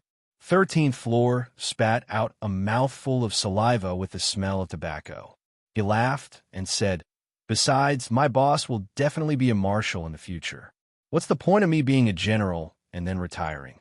The camera was obviously frightened by this arrogant declaration and turned to Da Vinci. "Is there anything you want to say to your family?" Da Vinci was already prepared. He smiled brightly at the camera and said, "Dad, Mom, don't worry about me." Suddenly, the smile gradually disappeared.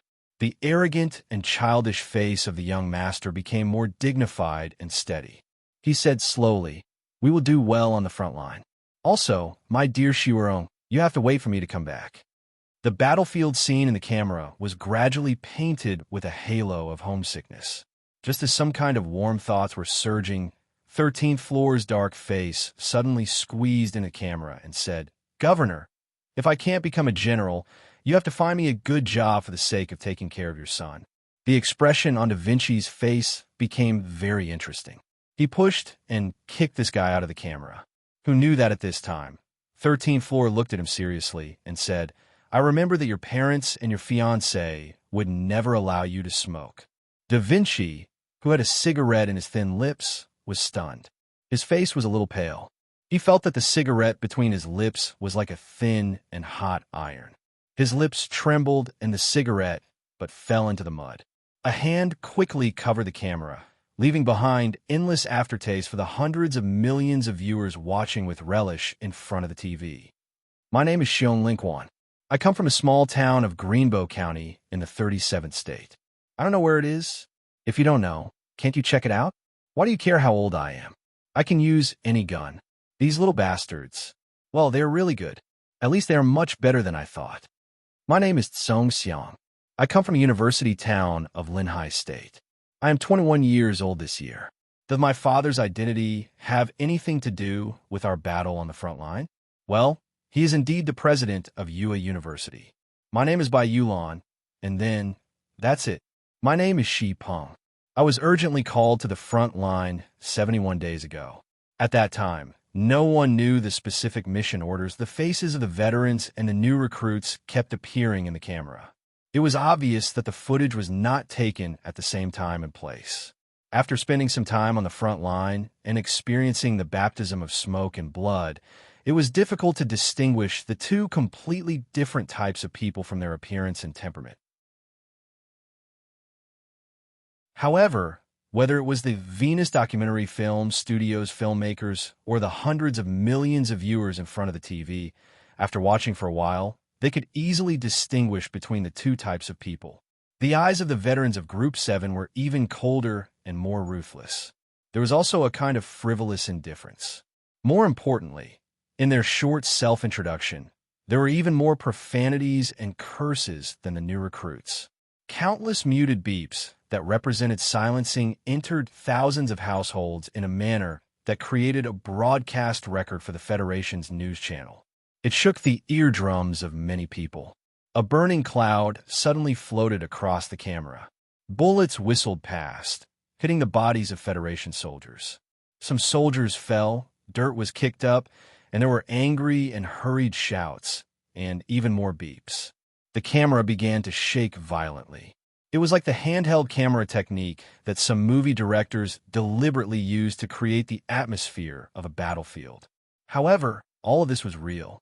There was not much blood that burst out, but it was particularly dazzling. The sounds of explosions were not really ear-splitting, but it seemed to make people feel the earth tremble. After 3 seconds of fading in and out, the camera returned to the military base.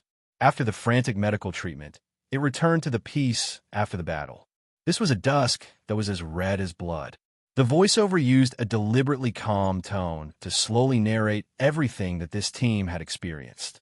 The soldiers of Group 7, some of them came from poor families, some came from rich families, but they all had a common goal for the victory of the Federation, so they had to walk together. In the first episode, we once showed everyone the anger and conflict that was hidden in the beginning of this unit. However, a month and a half later, it seemed that some very wonderful and very good things were happening in this unit. We are very curious. If these very good things were happening in every corner of our society, what kind of positive power would that bring? This is the second episode of the Federation News Channel's documentary, Group 7. Thank you for watching. In the next episode, we will strive to have the highest commander of this unit, who has never spoken, talk about his legendary experiences and war stories. The camera focused on a figure in the twilight military base, and then gradually faded into darkness.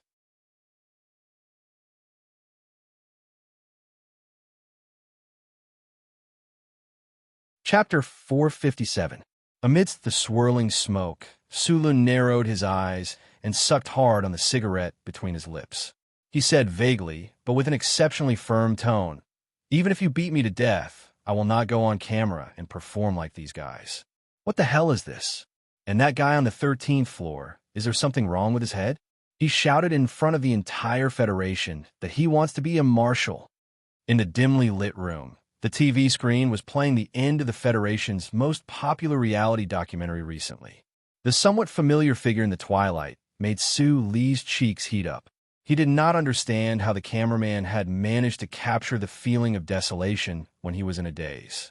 He was even more annoyed by the way the cameraman had pretended to be lonely and imitated despair.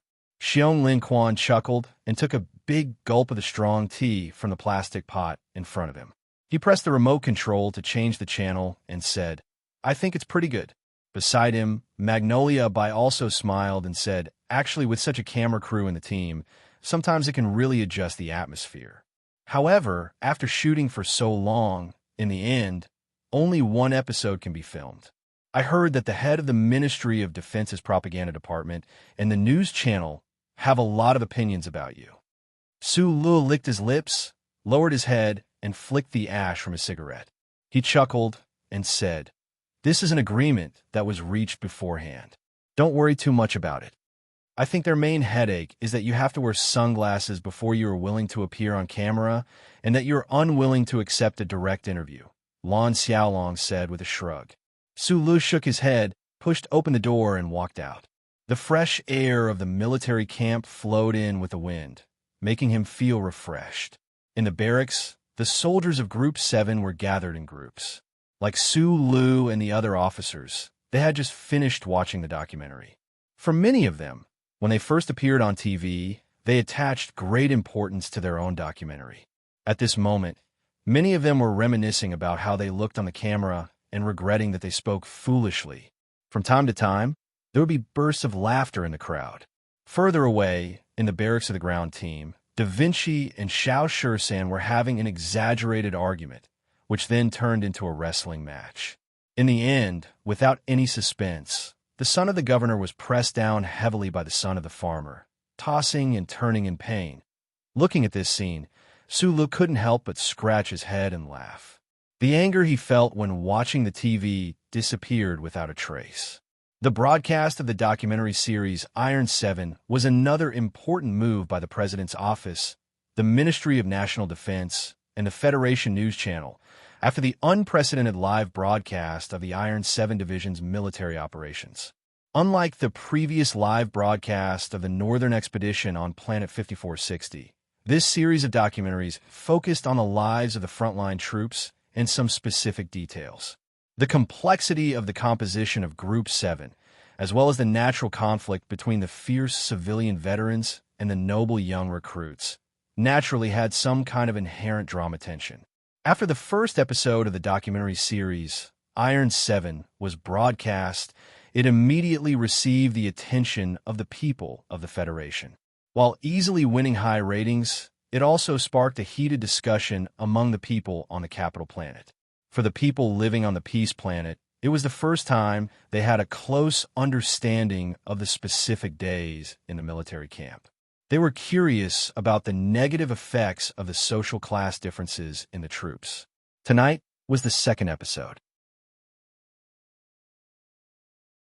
At this time, more than 2 months had passed since Group 7 arrived on Planet 163, and more than 20 days had passed since the Venus Documentary Film Studio finished filming. It was believed that after tonight, there would be a heated discussion in the entire Federation. As the person involved, as the commanding officer of Group 7, and as the person who specifically manipulated the will of the Federation government, Su Lu understood better than anyone else the deep meaning of this series of documentaries.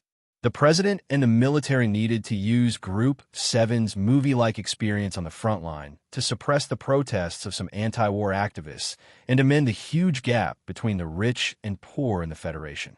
Based on this understanding, Su Lu had never been enthusiastic about this matter. It was just a theatrical performance for the political needs of the Federation. No matter how he looked at it, there was always a sense of unhappiness. But today, seeing the excited reactions of the members in the military camp, his attitude changed a little. He stood on the stairs and quietly watched the veterans and recruits mingling together. He felt a little satisfied. Dozens of days of life and death together on the battlefield could indeed change a lot. This kind of complete trust of entrusting one's back and life to one's companions could even change the attitude of many people for life, just like how Bai Yulan sighed with emotion after the end of the first mission.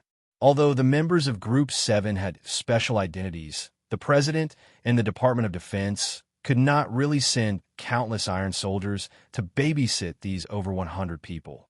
But perhaps there was something in the unseen world that was protecting this group that carried too many missions and meanings. Perhaps the creator of the constellation could not bear to see this nominally mercenary group become a tragic symbol under the eyes of hundreds of millions of people in the Federation. Group 7 had been on Planet 163 for 2.5 months and had carried out 11 Bureau of Proclamation missions. But miraculously, no one died. Only 6 recruits and 1 unlucky veteran who stepped on an anti-infantry mine buried by the Empire beside the Shy Tree were sent back to the main planet of the West Woods by the warship because their injuries were too serious. Among the 7 wounded, 4 of them had to be amputated. On the battlefield, someone could die at any time, but none of Group 7 was willing to die. These injuries and losses could not bring sadness to the team. On the contrary, because they felt the threat of death together, but no one really died, everyone in Group 7 was in an extremely harmonious atmosphere. "Good morning, Supervisor." "Good morning, Supervisor."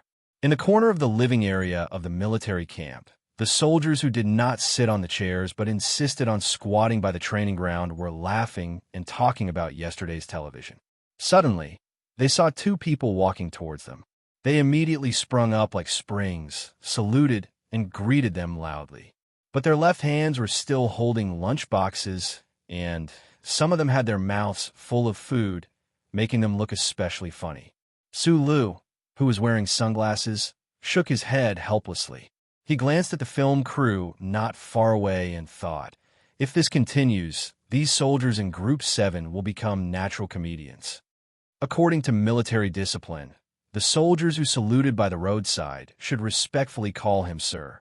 But for some reason, when Sulu heard the word sir, he felt chills all over his body. His hair stood on end, and when he straightened his collar, he also felt a cold wind blowing at the back of his neck. After queuing up and taking his meal, Sulu sat at the table under the sunlight and ate the standard meal consisting of 3 green vegetables, 5 servings of nutritious paste, a spoonful of rice, and a small string of salted vegetables. There was not a trace of disgust in his straight eyebrows. The soldiers in Group 7 subconsciously sat around him. No one dared to disturb him, but no one was willing to be too far away from him. He was like the center of a circle that did not know what to say. But because of a special trait that was difficult to describe with words, he attracted a lot of things around him. Probably only the soldiers in Group 7 could clearly describe what this special trait was. It was Su Lee's brave and steady performance in every battle. It was because he saved the lives of many people, and it was because of his silent nature. At this time, a commotion suddenly erupted outside the living area. The team members who were eating turned their heads in shock and saw that under a wild tree, the delicate Gu Shifeng was arguing angrily with a curly-haired technical officer from the Bureau of Proclamation. Gu Shifeng was the best electronic technician in Group 7. All of the command and control system maintenance work was done by him. Group 7 was carrying out the Bureau of Proclamation's task of reconstructing the network on Planet 163, so he naturally had to represent Group 7 and cooperate with a technical officer from the Bureau of Proclamation. But for some reason, the usually calm Gu Shifeng was actually so angry. Sula looked in that direction and put down the plastic spoon in his hand. He asked in confusion, "What's going on?" In the previous missions, the Bureau of Proclamation would always arrive at the target area before giving us the technical specifications and parameters. For the team members, not only do they have to avoid the eyes of the Empire's people, but they also have to take over at the last minute. This is too difficult. Bai Yulong glanced at him and explained, "This matter was mentioned in the last meeting. You asked Gu Shifeng to contact the Bureau of Proclamation official and try to obtain the specifications and parameters in advance. I think the other party's reaction will be very intense." Sula nodded and looked in that direction quietly. With his extraordinary hearing, he clearly heard the words of the Bureau of Proclamation official. The Bureau of Proclamation official used confidentiality rules to coldly reject Group 7's request, but what really made Gu Shifeng angry was that the Bureau of Proclamation showed no regard for the lives of the team members. In the social structure of the Federation, the mysterious Bureau of Proclamation was always at the top. Somewhere in the clouds, the officials who served the Bureau of Proclamation naturally had an unpleasant sense of superiority and indifference. Su Li's eyebrows furrowed slightly, but he didn't say anything in the end. He just lowered his head and continued to eat. When Gu Shifeng walked into the cafeteria angrily, he gave her a comforting smile. He knew very well in his heart that a detached but extremely mechanical and bureaucratic organization like the Bureau of Proclamation, for the dozens of teams like Group 7 on this planet, was truly an unparalleled weapon that would make friends happy. However, even though he was the youngest lieutenant colonel in the Federation, In front of the Bureau of Proclamation, he still didn't have much power to speak. Under the gaze of the members of Group 7, he put down his plate and walked in front of the curly-haired Bureau of Proclamation official. After a moment of silence, he said in an extremely serious tone, "The Bureau of Proclamation has its rules, and the Army has its traditions.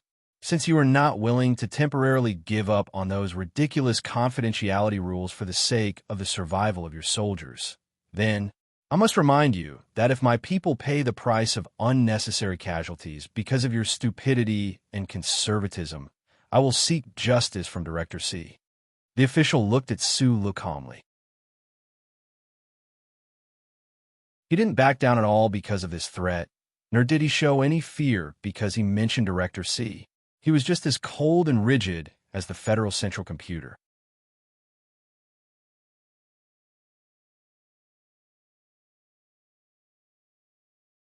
Chapter 458. Cold and Stubborn, like a stone thrown into the depths of Glacier 5460. Sulu was not unfamiliar with this personality. After leaving Donglin, he had met many people like this. He had made some guesses about the personality of the mysterious Bureau of Proclamation official, but he did not expect such a cold and stubborn official with absolute power to be able to remain so calm and silent in the past few days of work. He was so calm and silent that he did not even have a sense of existence. Until this sunny lunchtime, Sulu was shocked to find that he still could not remember the name of the person. It can't be a robot, right? He looked at the curly hair on the Bureau of Proclamation officials post with a bitter smile. There seemed to be no better way to deal with such a stubborn person other than to turn around and prepare for the mission in the afternoon. After lunch, the members of Team 7 who were already used to the mission process skillfully organized their light equipment and firearms. They divided into 2 teams, walked out of the gate of the military camp, and drove toward the relay base in military vehicles. The simple road outside the military camp was filled with all kinds of vehicles. On the hills in the distance, there were heavy military M-52 mechas slowly moving forward. The speed of the fleet was much slower than usual. Sulu sat in the passenger seat and said worriedly, "Is the general attack about to begin?" But the progress of laying the net is still a long way off. Since 6 days ago, the Federal fleet, suspended in the space of Planet 163, began to send combat personnel and heavy equipment to the ground at a frequency that was several times faster than normal. For a few nights in a row, the sky was brightly lit by the lights of the heavy transport ships. Under the cover of the fierce aerial firepower, at least 7 mechanists landed in various areas of the planet. Team 7 stopped to the side of the road and made way for the multi-axle heavy truck in front of them. The team members looked at the missile on top of the heavy truck in silence. They were slightly excited, but also a little nervous. The Westwoods Military District is under too much pressure. The ground military operations of Planet 163 and Planet 3320 have been stagnant for more than 2 months. The Federation Parliament has been impatient for a long time, and the president can't let Commander Zheng drag this out forever.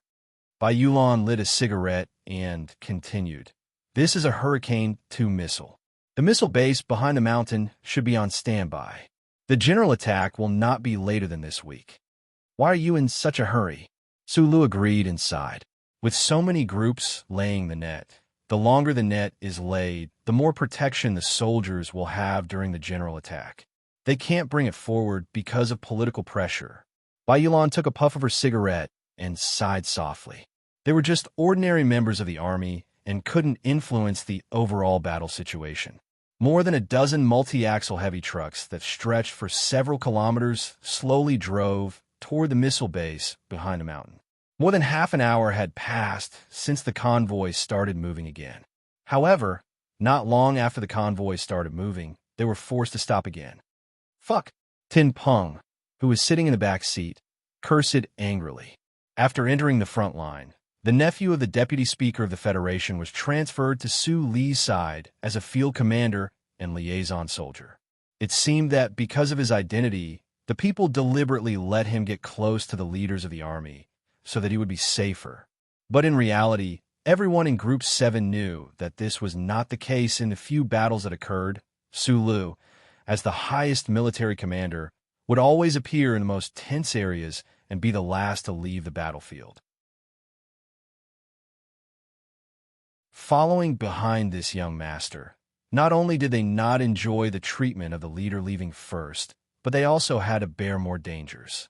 Perhaps it was because of individual differences, perhaps it was because he felt the hostility of the officers in Group 7, or perhaps it was because he thought that they were deliberately torturing him.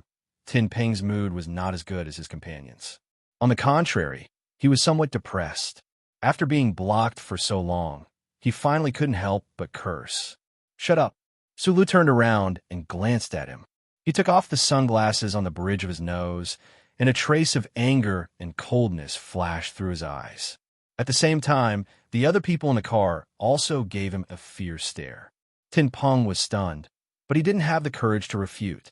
Group 7 was a strange team. Other than the direct military orders of the Ministry of Defense, all the rules were Lieutenant Colonel Su Li's words. This may be an unspoken rule, but it was an unspoken rule that no one in Group 7 dared to disobey. A lone military vehicle drove in front of the base. The body of the vehicle was old and shabby, and it was not eye-catching. However, including Group 7's fleet, hundreds of military vehicles stopped at the roadside at the same time, quietly and respectfully waiting for this military vehicle to pass. A trace of shock flashed through Tin Peng's eyes. He finally understood why the officers in the car looked at him with that gaze. The probing attack on the Rocky Mountain District began last night. Bai Yulan stared at the military vehicle and said in a calm voice, "More than 300 people died." After saying this, he pushed open the door and walked out. Sulu held his sunglasses tightly and also walked out. Then, everyone walked under the military vehicle and stood on both sides of the road. They took off the military hats on their heads and silently raised their hands in salute. On that lone military vehicle, there was a black coffin that only had a symbolic meaning. With the cruelty of modern interstellar warfare, it was very difficult to preserve the romantic scene of dying in battle. The federal military had always used this kind of simple ceremony to bid farewell to their comrades. The black coffin was covered with a bright Federation military flag. Countless bones were buried on this planet. In the back of Macho Mountain, Lady Tai turned off the television. She habitually picked up the moist and ancient fragrant agarwood and then put it down. She was silent for a long time. Tonight at the reception on Parliament Mountain, many people secretly cursed President Pabre for deliberately putting on this show in order to obtain political capital, Secretary Shen said calmly. Secretary Shen said calmly, "There are also some people who have made presumptuous comments in private. If His Excellency the President is truly a selfless person, he should throw the crown prince to Celine if he has the ability." Thinking of the news she had just received from the front line in the West Woods, Lady Tai's expression changed slightly, revealing a trace of mockery and tiredness. Her only son, who had an incomparably honorable status, had officially resigned from his position as the confidential secretary of the West Woods Commander's Staff Department 7 hours ago. He had landed on the planet's surface and entered the most dangerous Chilean base. The circle that she represented was indeed filled with incompetent fools and fools who had no foresight. However, as the head of the Tai family, she could never completely cut herself off from that circle, because that circle was her circle to begin with. At this moment, Butler Jean quietly walked in from the side and took out a few thin sheets of plant fiber paper. He placed them on the table and said softly, "The Federation Investigation Bureau has sent a message that several very professional people have illegally entered the West Woods from Bermuda. Their target may be Sulu." Lady Tai's expression was calm. She did not even look at the file. Instead, she directly asked Shunli, "What do you think?" Secretary Shun was a person who was qualified to enter the Trinity Association. He did not spread the bloodshed in the West Woods like Du Xiaoqing, nor did he do those terrible things like Shi Qinghai. Since he graduated from No. 1 Hospital, he had been living peacefully in the Xiao Shu Foundation until he was promoted to Lady Tai's confidential secretary a few years ago. When he heard his wife's words, he was slightly stunned. His lips were dry, and he knew that he was finally going to enter the real decision-making circle of the Tai family. After a moment of silence, Secretary Shin seriously replied, "At this time, the people who dare to have the idea of killing Su Lu must be crazy but powerful. Su Lu has offended many people, but within this circle, it should be Nin Mingxiu, Lin Dohai, Zhong Ziki, and Li Xiuzhu. The eldest son of the Li family has been very quiet recently." Butler Jean said in an old voice. Even after the scandal about Jian Shui'er came out, he did not do anything strange. After the presidential election, Li Xiuzhu has become more honest and has improved a lot. Even if he hates Su Lu to the core, he would not dare to interfere in this matter. Lady Tai looked at the agarwood and gently rubbed her soft fingertips. She said, "Although the two most useless juniors of the 7 major families and the son of a bumpkin, although they are a bunch of useless people, they still have a strong background. When their anger is gathered together, it should be able to bring some warmth." She slowly closed her eyes. After a long silence, she sighed and said, "Even Tai Ziyuan could not persuade him." Does this little guy really think that he is the second old man? This kind of stubborn little guy who does not see the big picture and only knows how to ruin things should not exist in this world. Although he rejected the young master, this is after all the president's plan. It has little to do with him. Secretary Shun hesitated for a moment and bravely expressed his opinion. He is the successor chosen by the military god. After the victory of the military operation, he will return to the capital ring. I am afraid that he will face the anger of many people. At this time, if we help him, we are actually helping ourselves. Secretary Shun didn't say it explicitly, but he had clearly expressed the meaning of providing timely help in a rare commodity that could be hoarded. What do you mean by help? He will not appreciate it, and I am not in the mood for it. Lady Tai opened her eyes and looked at the ice lake. With the military's efforts to cultivate him, the news that someone wants to kill him will not be hidden for long. While the old man is alive, I will maintain my respect for him and see what kind of future Su Lu will have. Of course, I will not think highly of those stupid young masters, but I am very curious. If someone comes to stroke the tiger's whiskers, what kind of intense reaction will Su Lu, this little tiger, have? Of course, the prerequisite is that he can come back alive from the front line. She had seen through the ups and downs of the Federation in the past few decades. She knew very well that anything could happen on the battlefield. A stray bullet or a rock could kill a future famous general of the Federation. During the war between the Federation and the Empire that lasted for many years, how many talented and strong-willed young people like Su Lu were mercilessly cut down like countless trees. The madam silently recalled the past. After a moment, she slowly stood up and walked out of the balcony.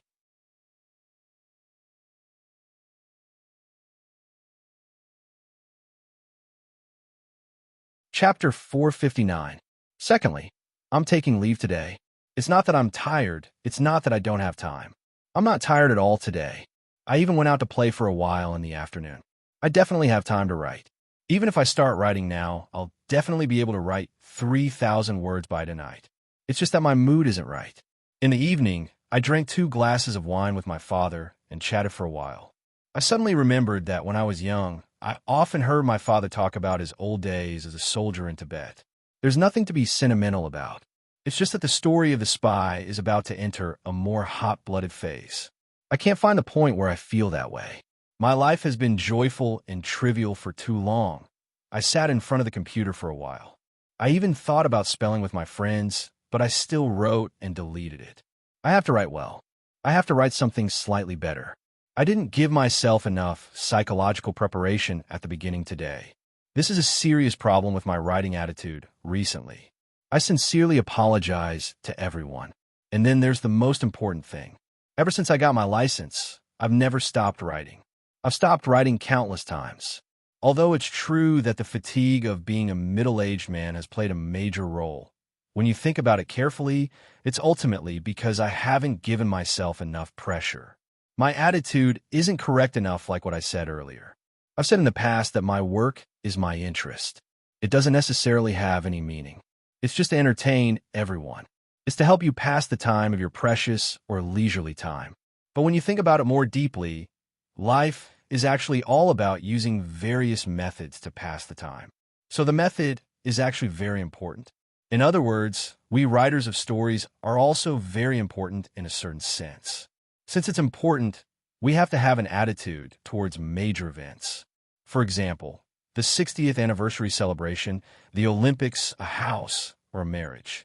After clenching my fist for a long time, I hereby solemnly promise to all of you, from tomorrow onwards until the end, this story of the spy, which I like very much, will never stop writing it. In the past, I've always been a man of my word. Everyone knows that, so I rarely dare to make any promises. Haha, the little things under my pajamas are indeed wretched. But since I've made this promise today, I'll naturally fulfill it seriously. I'll use this to correct my attitude, to enjoy my work, and to entertain everyone. You're tuning into the Romance Rendezvous YouTube channel. We're so grateful for your support, and don't forget to subscribe to join us on this incredible journey through captivating stories.